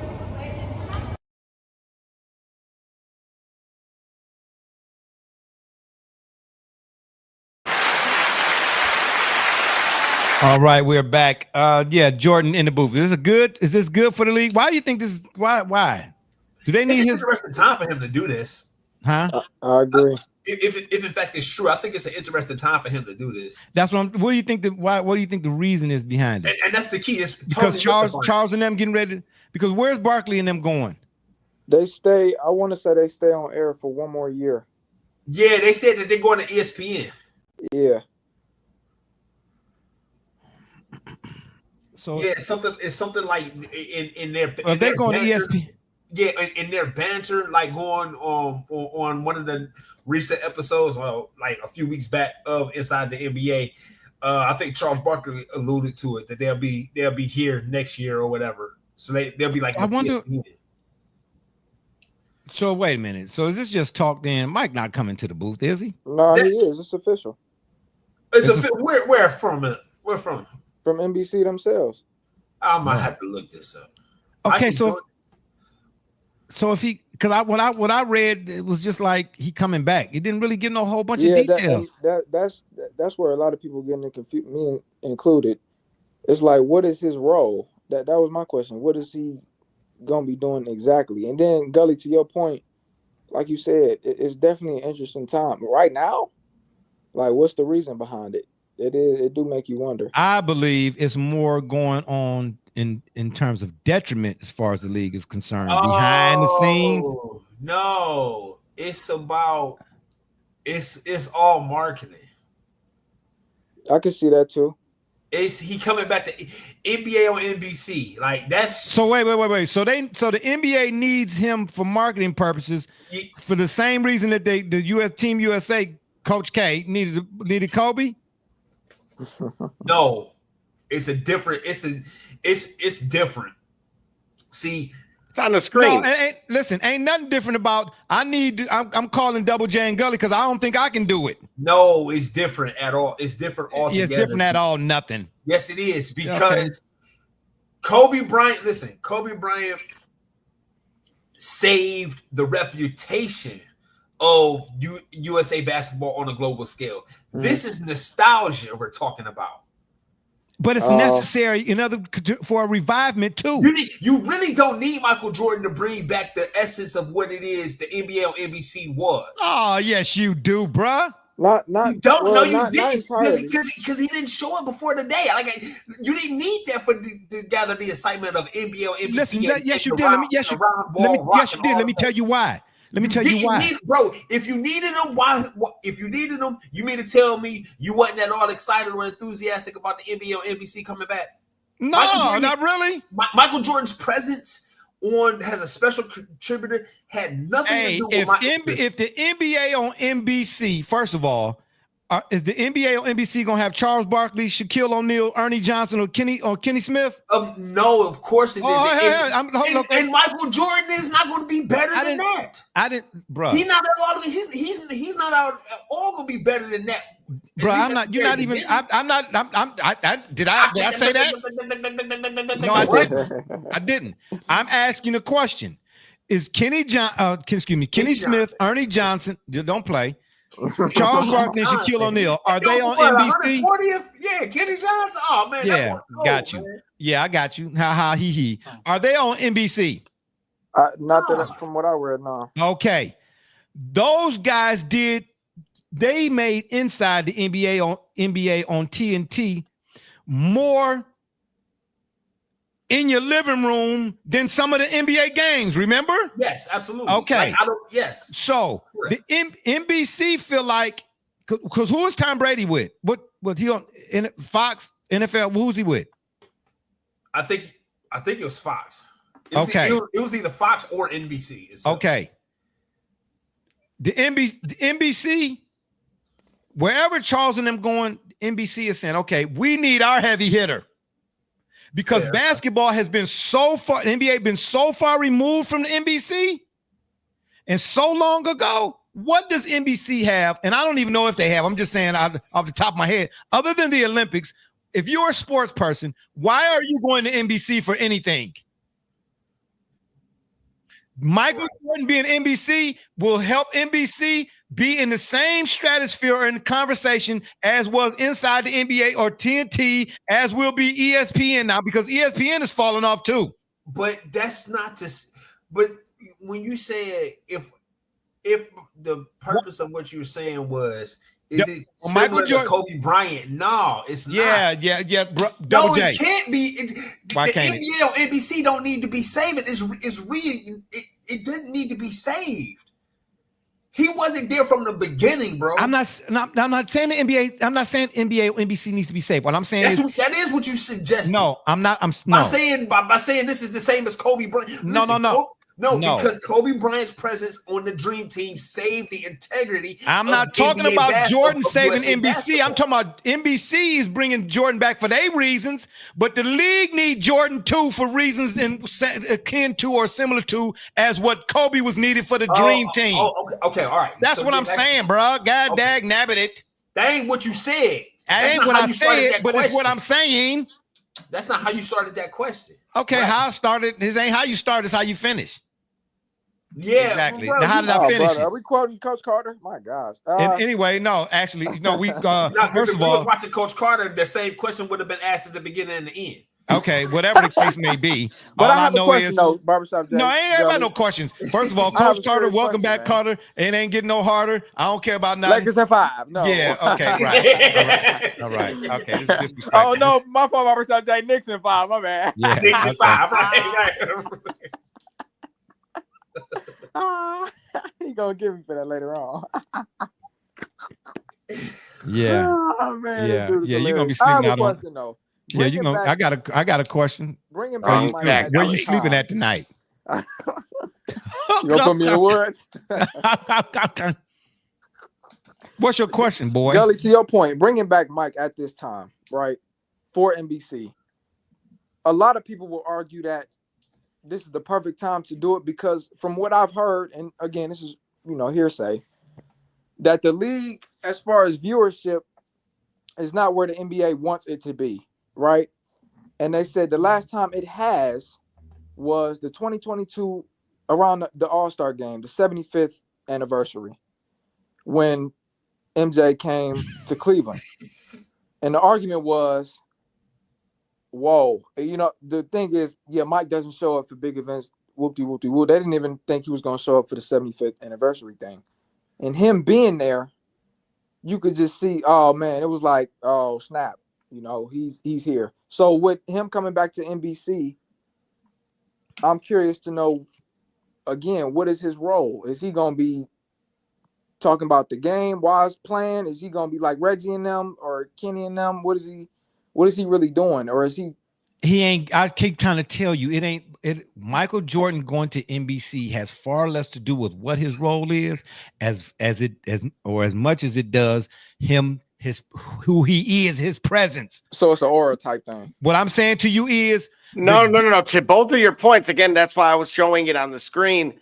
The details emerge that it's going to be pre-taped segments that appear either pre-game or during halftime. And so, again, it's meant to capture some aspects or essence of what Kobe did. Hold on.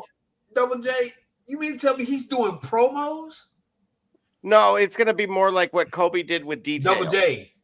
Think about what I'm saying. Okay, hold on. Okay, let's read it right here. I know where you're going with it. Absolutely. I'm not disagreeing with you. I think it's... What? You're not disagreeing with him? What? What? I think this could backfire, folks. I really do. Oh, man. So, please don't say that when Tony Romo was in the booth. I think it's mild, bro. This dude is he's too big. He's too big for the league.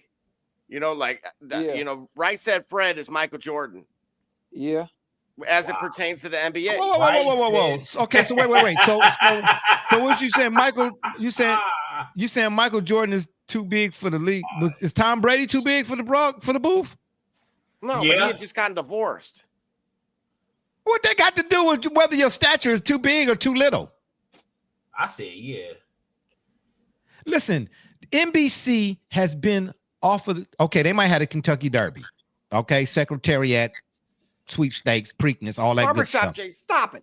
What? You telling me you're going to want to tune in at halftime of a random Charlotte Hornets versus the New Orleans Pelicans to hear his earnest speech? No. Are you serious? Well, that game ain't gonna be broadcast on the network anyway.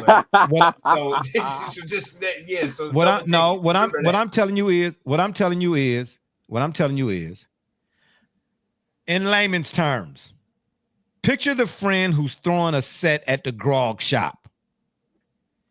And if it's just me inviting you, we might get some people to come. But if I put KRS-One name on the billing, it's going to be wall-to-wall folks in the building. So it's a draw attention type thing. That's okay, but and then they all get there, and it's a pre-recorded. It's Milli Vanilli. I'd rather listen to a pre-recorded Kumo D song than a Today Live mumble rap. You know how Frankie Valli's been out there looking like something out of the Chuck E. Cheese? Please. I tell you what. The day Michael Jordan is announced that he's going to actually be on, like whatever day it is, it's coming up, that Michael Jordan be ready Thursday at 8:30. I go look at all the other networks and what they got going on sports wise, and I guarantee you that day he get on is going to trump whatever's happening. Well, that day might not come. What you mean? Because that's what he's saying. If we look at I don't care if it's a pre-recorded or not. When they show that list, okay, when this was announced, yep. What was the reaction? Oh, it was kind of like they just started hearing the theme music. Oh man, please, y'all need to. It wasn't no ho hum. Oh man, y'all. No, it was great. It was great. Khalil talking about something. It was kind of like, oh, bruh, if that's the case, then y'all telling me his shoe stock sales stop, whatever is dropping. But his shoes have more to do with popular culture than they do with him at this point. That's why people need to see him. That's what my whole point is. It's like, okay, yeah, MJ is back. Cool. But what is he doing? But if you turned on NASCAR, you would see him almost every Sunday. What are we doing? No, you don't. But first of all, how many people watch NASCAR? But okay, well, that's your fault. If you wanted to see MJ, you would see him. Hey, me personally, I go for NASCAR to see NASCAR. Then when I see MJ, I'm like, oh, snappy doo, cracky doo, where's Scooby Doo? You know what I'm saying? I don't go to NASCAR to see MJ. I go to NASCAR to see NASCAR. Then I happen to see MJ. They just take it to another level on the salute side. Bam. What I'm saying to y'all is NBC on the sports tip. If you think that they bring in Michael Jordan into making this announcement that Michael Jordan's come back to NBC just for some ho-hum, ho-ha, I doubt it. Trust and believe it's a whole lot bigger than what y'all think it is. I hope Please. so. Because guess what? How much money do you think they had to pay him to get his presence on that network? We know what the numbers are. Okay, then. So if you think that they're going to get whatever the money... $40 for a pre-taped. Okay, whatever. Yeah, but to Double J's point, okay, let's say they paid him the big bank, just to say something for 30 seconds. It's like, who cares now? Well, they pay that much for a Super Bowl ad, and I've seen some Super Bowl commercials that was terrible. But how biased is he going to be? Does he have to say, is he going to be transparent? Well, wait a minute. Or is he going to say, because I'm being compensated accordingly? Well, I like what I see. First of all, is Charles Barkley controversial? Sure, and that's why but how much heat does he take for that? Oh, he's ruining the game of basketball. Oh, please. But listen, but guess what, though? But guess what? They still the top-rated pregame, before the pregame out of all pregame shows, postgame, period. Come on, bro. Listen, Michael Jordan's persona, getting past all of that. NBC is bringing Michael Jordan back. They might say, okay, because we just gonna prep a promos, whatever the case may be, bruh. But I'm telling you right now, show up to put it like this. Like I said in layman's terms, let's say I'm in high school and I show up to the high school for career day with Double J, Rocket Digital Marketing. It's gonna be a crowd like, yay! But I'll show up to the school with Michael Jordan, bro. It's gonna be cars lined up all the way down to Chicago, bro, from Cleveland. No, stop it. Yes, it is. The problem is he's not gonna be there. He don't have to be there, bro. Yes, he does, because that's the modern world. Look at this. I'm going to read live comments. This one's from Arch. I knew it was too good to be true. That yellow-eyed bleep would never risk going live and bleeping up his pristine image created after years of paid Nike ESPN propaganda. Okay, then first of all, that guy right there sounds salty. He hasn't paid much attention to modern-day NBA, and his analysis would end up being old head opinions and kind of trash. Signed by what's that guy's handle? Sitting in my grandma's basement. Nobody paying attention to that guy. That guy sitting in his grandma's basement and Al Bundy with his hands in his pants like Al Bundy. So on his time when he's sober, get him when he's sober. Yeah, I got you. He gonna play. Oh man, please. I'm telling you, it's gonna be enough people right there. Man, listen. Detroit fan man said, I had no idea Jordan was affiliated with NASCAR. But of course, advertisers pay big money to NBC to be affiliated with Jordan, no doubt. Those pre-records are going to be sponsored by Can't Wait to See. All I'm telling y'all is NBC cannot afford, to be putting their hat back into the basketball arena on any level and drop the ball. Okay. You saying? Right. So if you're going to get this dude, I guarantee you it's more to it than what's was being put out right now. Now, he might start out doing a couple of promos and whatever the case may be, but bruh, you don't bring Michael Jordan in, bruh, just to be no, you don't know. No, it's got to be way more to it than that, bro. I'm putting a stamp on that. You understand what I'm trying to tell you? You think it's gonna be way more to Jordan's presence being on NBC than just man. Yeah, bro. Because look at for him to be brought back, it's almost a slap in the face if it's not, in my opinion. You know what I mean? You don't bring him back and it's just NBC needs didn't if I'm not mistaken, didn't Double J say something about marketing? Marketing, if you understand the generalities of marketing, or economics or whatever, like 101 type of deal. You know what I'm trying to say? You got to have a strategic plan in place to be able to get the folk. When you go to the grocery store, even, it's a reason why they got all the wing dings and ding dongs in the front. Okay, but then that on the loudspeaker, they're telling you, please eat healthy. Now, you know what I'm saying? Get your strawberry intake in, buddy. But yeah, as soon as I hit the front door, it's little dabbies all over the place. I'm Cookie Monster. You know what I'm saying? Man, stop. Ain't nobody eating no celery, bruh. Not on no Friday night, bruh. It's Goroville Regengockers. Yeah, but bruh, they bringing Mike in. They got to put us in. They looking at what inside the NBA is with TNT, now going over to ESPN. That's why ESPN is unfolding a whole bunch of folks. Did they just let Stan Verrett go? Man, Richard Jefferson just said this team gets more tips than the Feds. I mean, oof. Well, Richard Jefferson is the last one to talk. You know what I'm saying? Because I know he was getting tipped when he was here in Cleveland. He was giving out tips, rather. Anyway, yeah, I seen him coming out of a shady spot or two down there on East 9th in the Prospect area. Gully, wake up. I'm just saying. Yeah, anywho, but yeah, Mike coming back is going to be way more big of an impact. The NBC, man, they got to be promos. Whatever it is, but that's what's going to be that now. But they need it.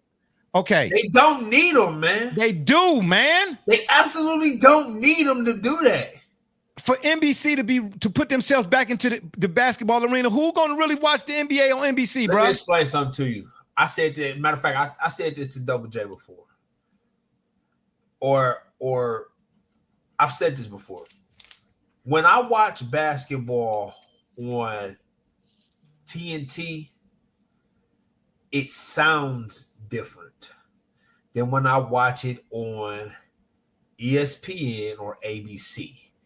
The way that they do the audio, the way that the audio is done, it sounds different. It's a better package. No. NBC audibly sounds better for sports. There's something about the way they present and showcase their presentation. Oh, that's peacock talk. And acoustically. Oh my gosh, man. That's peacock talk, bro. What do you mean? You sound like an NBC affiliate. I'm all right, bet. Yeah, okay, so I'm gonna tell you. Now all of a sudden, yeah. Well, why y'all bringing back Jordan then? I tell you what then. Ask anybody that you like if they care to hear why the TNT NBA All-Star games sound so boring. He ain't lying. I can attest to that. Thank you very much. Yeah, listen. Thank you very much. Thank you, Khalil. Hold on. Yes. First of all, hold on. Nothing. No, wait a minute. So what is the halftime show? Oh, cool. No, I said not the halftime show. I'm talking about the game. Okay, but hang on.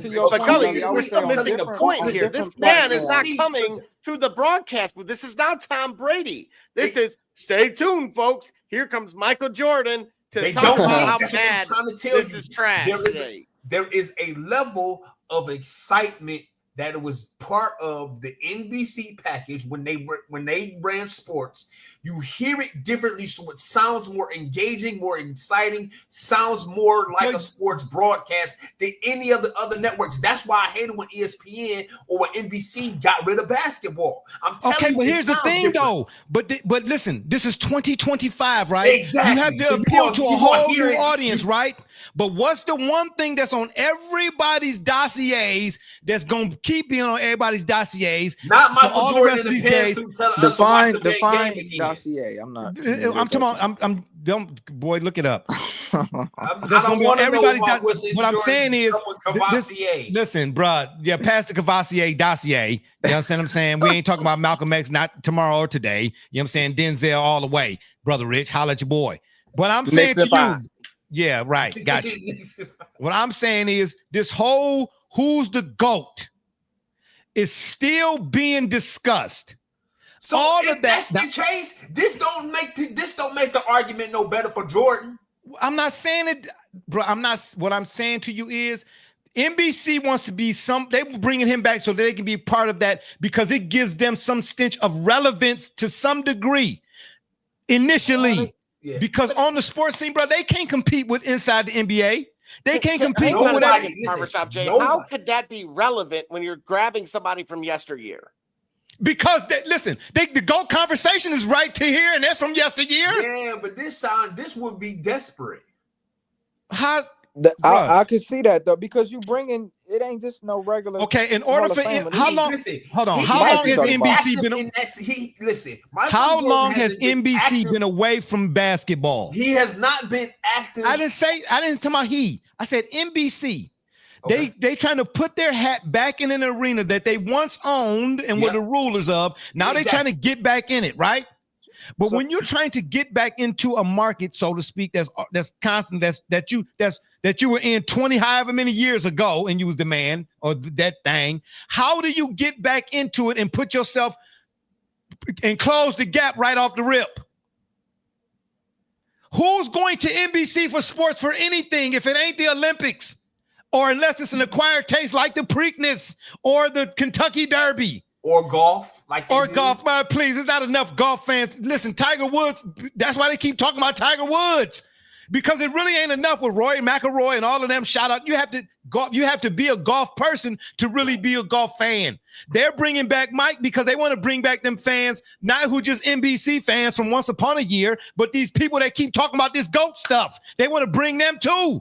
Because that's going to be Mike doing promos right now. But I guarantee you, somehow, some way, NBC going to have that discussion or have three dudes saying something about who's the GOAT.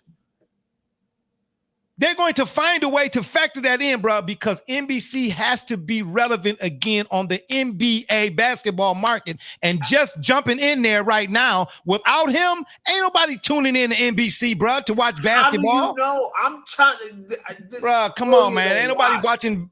And they don't want to... Listen, I tell you what. Let me ask you this. How many times have you watched Inside the NBA on TNT with Chuck, Kenny, Shaq, and EJ, and didn't watch the game? You watched the post-game show, but didn't watch the game. Listen, you notice how you only refer to Ernie, Kenny, Charles, and Shaq? You just pick, that's the only example that you have. Bro, because they said this, bro.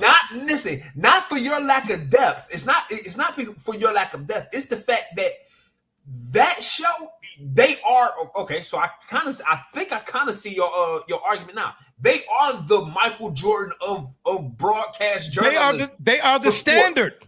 Okay, so nothing's touching that. Michael Jordan hasn't been active as a commentary in professional basketball, but he don't have to be as long. Michael Jordan could go. Barbershop Jay, to a point, I can see what Gully's saying. What he's saying is, okay, good. Mike is back. Cool. But to the commentary standard, as far as Chuck, Kenny, and them, we still want to hear what you got to say. You know Khalil. what I mean? But he's not Michael Jordan. Listen, they're not bringing Michael Jordan back right now. NBC is to hear what he got to say. That's what I'm trying to tell y'all, bro. That's my point, though. Okay, so you bring him back. Okay, like we all know he's coming back. Whoa. Listen, okay, you don't need to bring you. Michael Jordan is not gonna make me say, "Oh man, now I can watch the NBA on NBC." No, I was already about to do that anyway, bro. Listen, what I'm telling you, as soon as they say Michael Jordan, you would have to. Let me tell you something. Let me tell They're not. No, I'm gonna tell you this. You know what's the bigger draw to the NBA returning to NBC is deciding whether you're going to get the original or the new version of Round Ball Rock. John Tesh is more important to NBA or NBC returning than Michael Jordan is. Listen to tell you something right now, bro. That theme song for NBA, for NBA on NBC, we know that by heart. Exactly, and that's why. But this is, I keep saying to y'all, this is 2025. We talking about the attention spans of people. Right. The only thing that these people who tuning in now care about is what? Who the GOAT and what Jordans is coming out next week. So you already have those shoes without him in his great pants. No, what I'm saying to you when is, has he gone out and personally said, "Buy my shoes"? No, he don't have to.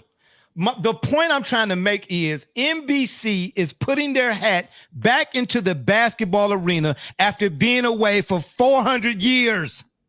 In order for them to gain some foothold of relevancy in terms of the basketball market, they bringing grab this a guy who hasn't done anything in 5 years. Hey, listen, how long had it been? Hold on, let me from 18 let me give you a better example then. Let me give you a better example. How long had it been? How long had it been Michael Jordan involved in baseball that when he retired from basketball, he went to play for the White Sox minor league team and their seats was full?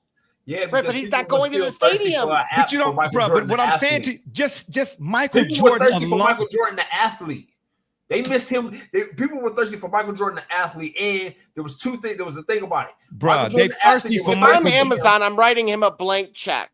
Okay, Dwayne Wade and Candace Parker are not going to make me watch the NBA on Amazon. Okay, so let me ask you this. Let's say Jordan. This whole thing, Jordan wasn't a thing, right? Yeah. Okay, what's gonna make you watch? Not basketball aficionados. What's gonna make the casual fan want to tune in the NBA on NBC? John Tesh and Round Ball Rock. What if they don't bring? Okay, did they say they bring that back? I'm going to say this: it's the quality of the sport. Because look, Pacers Knicks game 1 drew 6.6 million viewers, a 7-year high. Could you tell me who was on that broadcast? Does it matter who was at halftime? Yeah. No. First of all, who was it? For a guy like Michael Jordan, first of all, Reggie Miller was on there. Second of all, but you don't really tune in for Reggie, though. Okay. What I'm saying to you is this, bro. NBC at this juncture is bringing Michael along for the star power of it. Now, at some point, his role may change. Yeah. But they bringing him along right now, bro. Because let me tell you something. You know John Tesh. I know John Tesh. But these dudes not don't know John Tesh. They looking and listening to Lil Wayne. But everybody in your generation, listen. What I'm saying is, your point. No. Your point where we started this was Michael Jordan. Michael Jordan's presence on NBA on NBC was necessary. No, I didn't say it was necessary. Yes, you did. Yes, you did. I'm not. Why would you compare it to Kobe Bryant returning for the dream for Team USA? First of all, that wasn't a statement. I asked a question. And I'm telling you, and I've been saying, I said, is it akin to? Now, absolutely not. It's not the same. I'm saying, is Michael Jordan coming to basically save the NBA again and its ratings? For what? No, he don't need to save the NBA. He don't need to save NBA. Well, first of all, this announcement that Jordan was coming back was done before the Western Conference and the Eastern Conference playoffs. This announcement was done well after the NBA on NBC was known to return. Pivotal and earth-shaking that not even many of us knew the details of it. Right. Man, that's my problem. First of all, ain't nobody looking for details of the executive. With the attention spans of today, John, I'm not going to do this unless I have to, unless it's on my terms. With the attention spans of today, details don't qualify. All I need to know is Mike is coming. With the attention spans of today, you talking about details? Ain't nobody. They don't take time enough to read the details with the attention spans. And I don't believe they're going to show up for that. 7-second snippets and songs are more applicable to the attention spans of today than somebody who retired 23 years ago. I can attest telling you about a game. I can attest. Yeah, I'm going to say a statement that makes me physically ill. Okay, so then wait a minute. LeBron James would have been a bigger draw today for the same segment. Yes, absolutely, Double J. Yes, that's not a bad argument. Yes, because but Barbershop, you got to hear what they're saying, man. It's like if LeBron decided to retire, if LeBron decided to retire and say, "Hey, yeah, I'm gonna do guest commentary for the NBA on NBC when they return," it would I can see that. He about to end the show. He about to get all fired. We're all fired. Khalil, you fired. First of all, no. First of all, Khalil. Like a big daddy. First of all, Khalil is put out. That's number one. Number two, I'm telling y'all right now. At the end of the day, Jordan don't have to do commentary. That GOAT conversation is carried by so many people still. And carry so much more weight. Let me tell you something. On the sports landscape today, it's the who's the GOAT conversation still, and then inside the NBA with Chuck EJ, Kenny, and Shaq. Then after that, who you got? Exactly. So they're going to put Mike on NBC. They like, look, bro, you ain't got to open your mouth. Just stand there. And watch how many more folks, how much more the attractions start piling up. NBC right now, what do they have to come back to the basketball? That's the whole point. That soundtrack, bro, that soundtrack ain't gonna work, bro. Man, that soundtrack ain't gonna work. They're gonna do the same thing with that soundtrack that they did in the heat of the night with Howard Rollins' hair. He started off with an afro, then they gave him a conch. I'm just saying, bro. I've heard that the player intros are being introduced again with NBC. Meaning, like when it was a Bulls game back then, and y'all heard and now the theme music or whatever, they kind of bringing that back. That was the United Center theme music. Settle down. No, that's what I'm saying though. NBC, they about to do something similar. You're gonna hear player intros and stuff like that you wouldn't normally hear. Exactly. Okay, so that's a part of it. That's my point. NBC is doing things that they know they like. Look, we trying to get back into something where everybody else got a foothold way above us. So what we once were, we can bring elements of that, but we have to come in 2020. What can we do to 2025 that in terms of relevancy? NBC don't have time to build themselves back up. That was good 25 plus years ago is what's going to hit home today. No, it's not, because 25 years ago, that theme song came on, and you know when that theme song came on, you knew that you was finna get Game 7 of Knicks Pacers with Charles Oakley, Reggie Miller, Mark Jackson. Now you're getting who you getting? Yeah, Greg Ostertags. Greg Ostertags. Yeah, Greg Ostertags. Yeah, got it. But you see, hang on a second. Now we're on to now we've cut to it. Okay, so look at what's the score in the game right now. Then lipstick on the pig talk right now, because I that's don't what eat you're pork. doing. You've dressed this thing I up. don't eat pork. We're gonna bring back the don't music. We're gonna bring back Mike, but we're not gonna make the game any better. And the zebras aren't going to get held accountable. Bingo. So our MVP could be a free throw merchant. Bingo. So what are we really doing it for? Listen. Address the real problems. Hey, NBC, listen. NBC is doing the same thing that everybody else is doing. They getting in where they fit in. But that's the thing, Barbershop Jay. Okay, you bring in. That's my whole point. Mike. Well, I'm not surprised. You bringing him back. Okay, who cares? But if I keep seeing foul baiting on TV, you know what I'm saying? If it's not like the Knicks and Pacers series right now, I don't want to watch. Because guess what? Because, by the way, OKC is whooping Minnesota. I hate to say it, but it's because happening. Guess what? I'm gonna tell you what's gonna happen. This is real live. Listen, here's what's gonna happen. You're gonna get one of them games on NBC, and it's gonna start out fine. It's gonna be a nice contest, and then the score gonna look like what it is like now, halftime. So they're gonna bring Mike on, talking about who you think is the GOAT, and then everybody gonna forget about the game. I'm trying to tell you, that's what's gonna happen, bro. That's what's gonna happen. They feel it. Well, who you think is the GOAT? Well, I think he's the GOAT. Yeah, well, you can't have but one GOAT because of that. Yeah, well, Will Chamberlain was doing from the free throw line, and Magic was trickery. Never stop it. Played into conversation about him being the GOAT. What? He never ever entertained conversations about him being. But that GOAT. don't. No, I think he's being facetious. He's been asked. I'm being facetious. Thank you, bro. What I'm saying is, it don't matter. It ain't. They don't care what he really think, bro. His name alone. Let me put it to you like this. Okay, that's like bringing Hulk Hogan back to sell it. Okay, gotcha. Why do you think? I can see that. Why do you think golf still got to find some way to mention Tiger Woods? Because of the weight he holds. Because Tiger Woods ain't played. When is the last major? What is the last? Tiger Woods didn't even play golf on his own simulator. He ain't. You know what I'm saying? When is the last time we actually seen Tiger Woods on the golf course? Yeah, he's been working back for the last. He's got his own league now. What do you mean? Detroit's about to get one of the franchises. Okay, well we know with Detroit. Okay, we got you. Detroit, Motor City, Joe Louis. I got you, Motown, Double J. Don't stop bragging. What I'm saying is, when is the last time, bruh? Huh? This is Mike we talking about, bruh. Mike, come back, bruh. I'm trying to tell you. Listen, if you put a picture of Michael Jordan up right now, that dude right there, little LIL right there, right? He's gonna be like, Mike, 23 in the garden. All of that. Can he do that? I know. I get what you're saying, but the problem is this is under delivering. It's not even a live Well, broadcast.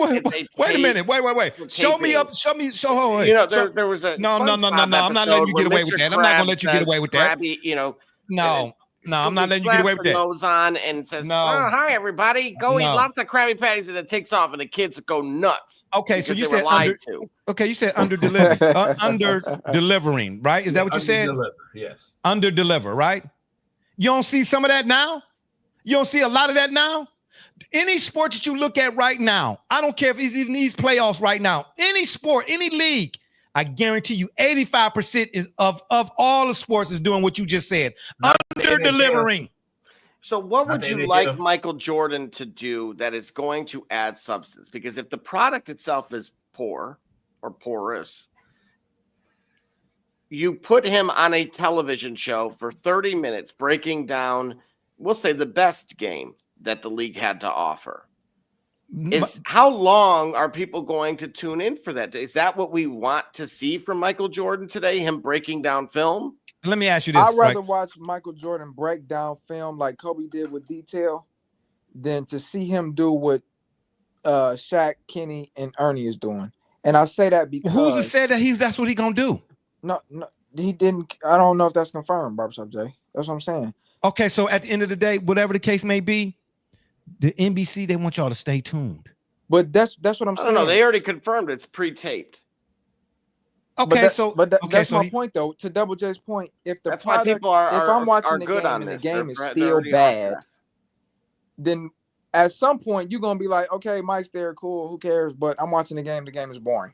All right. I'm flipping the channel. I think NBC's reasons are for bringing Mike in, but I'm gonna say this: once inside the NBA, the TNT brass over there, got a little obtuse, like, oh, we really don't need them. Now it's too late.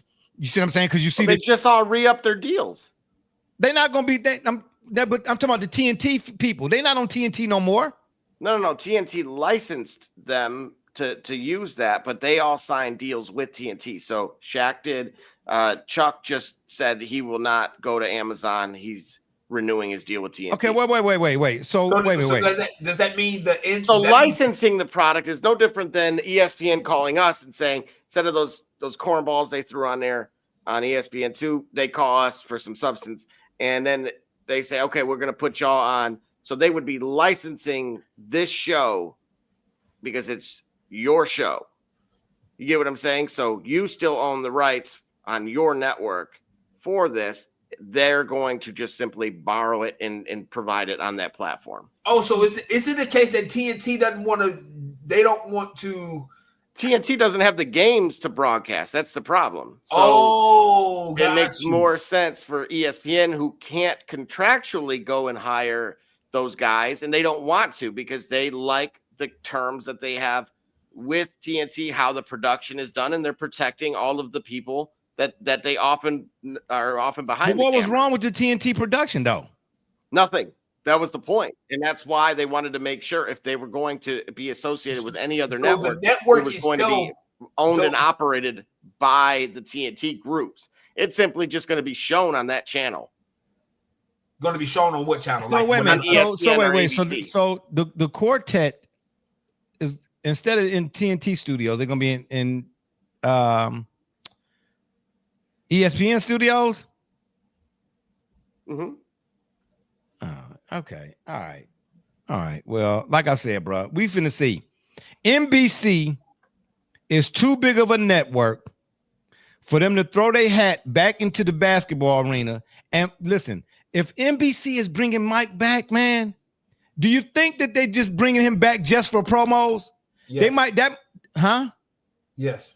No, bro. You really, bro, the kind of money that go along with all of this kind of stuff right now, these deals these folks are signing and TV deals and all that. You think they bringing him just for promos? That might be how it start out, but it can't be, bro.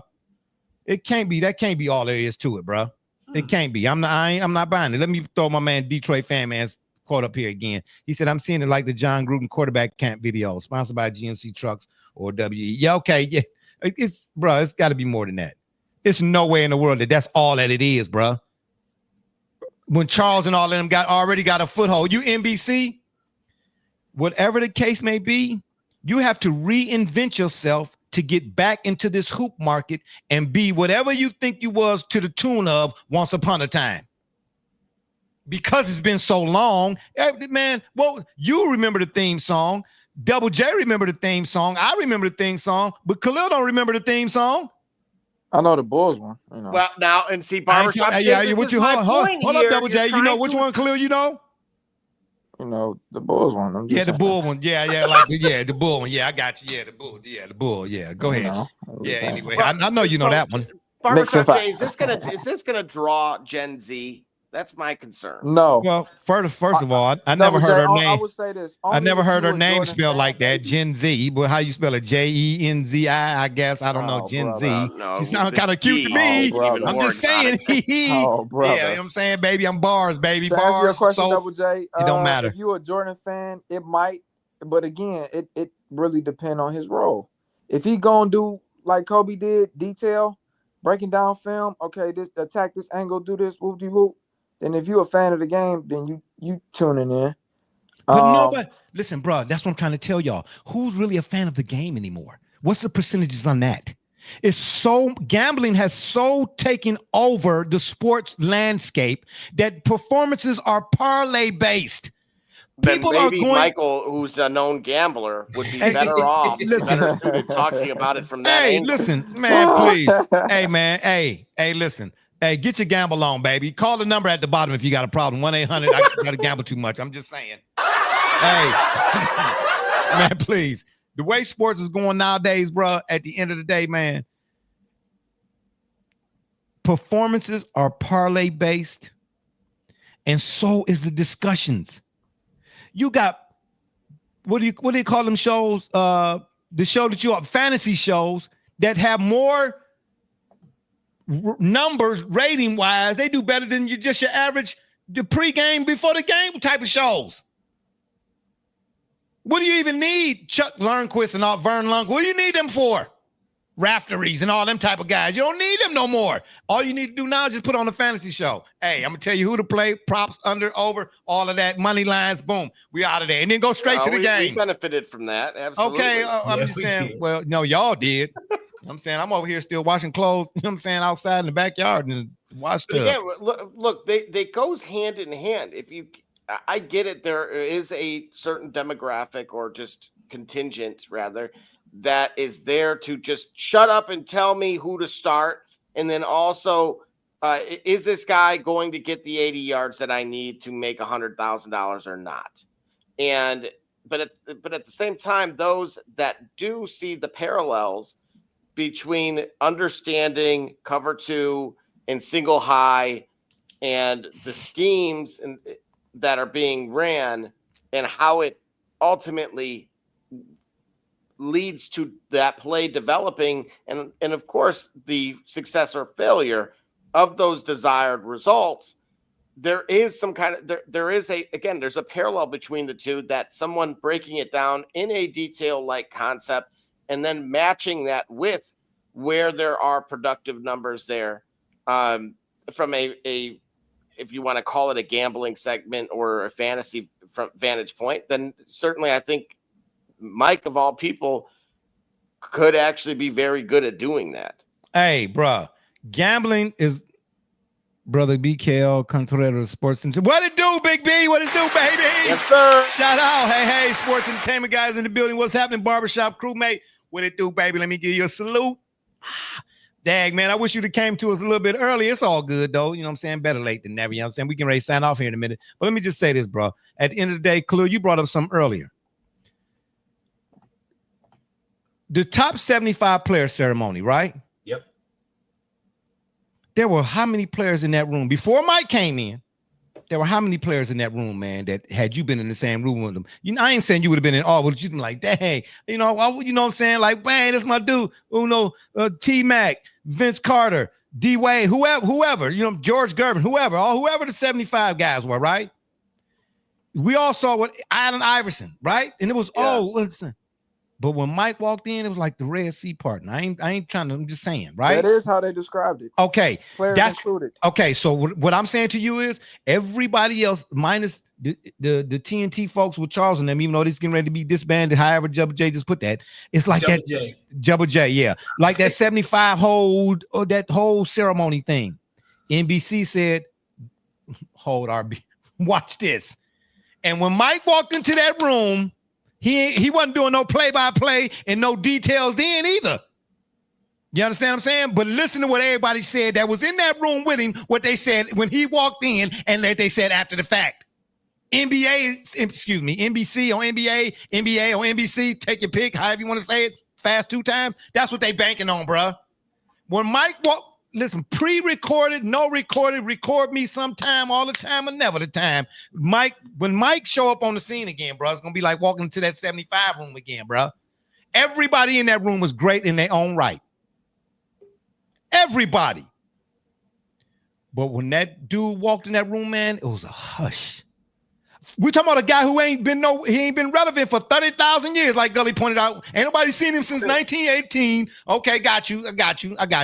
But when he walked into that top 75 room 10 minutes ago, yeah, he was relevant then, wasn't he? Didn't know everybody was chit-chatting. You know how you do when you're in a large gathering before the speaker of the house come on and hit the glass. Ding, ding, ding, ding, ding. Attention. Everybody talking, everybody having their own little conversations.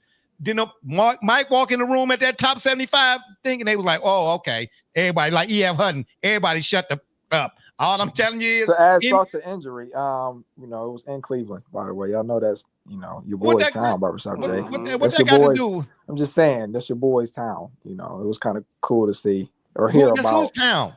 LeBron James. Oh, man, please. Okay, all right. Well, I'm glad you. Thank you, Khalil, because guess what? And on that note, I'll leave you with this quote. Well, I ain't about to do that, bro. These people got to go to bed. They got work in the morning, bro. Knicks at 5. Yeah, okay. Anyway, I got 5 on live. 5. I got 5 on it. How about that? Who is this, Double J? Don't nobody want to see it. This Frankie Valli, man. Oh, man. Oh, man. Don't nobody want to see Frankie Valli in the bell tones. Stop it. Anyway, and on that note, I'll leave you with this quote. He who understands humanity seeks solitude. Let me read that again. He who understands humanity seeks solitude. It's been fun, but we got to run. Oh, now this dude. Oh, man, this dude right here. What's this Double J? What you got, the mascot convention? This dude right here, bro. So disrespectful. It's been fun, but we got to run. Don't forget to check us out. Just drawing the parallel. Oh, there, yeah. Okay, got you. Well, why don't you put up the banana splits? Why don't you? La la la la la la la. Talking about throwbacks. Yeah, now that I tune in for at halftime. Yeah, absolutely. The banana splits. Well, that's what time it is. And Speed Racer. Anyway, Hong Kong Fooey 2. Anywho, y'all don't know about none of that. It's been fun, but we got to run. Don't forget to check us out every Thursday. I hope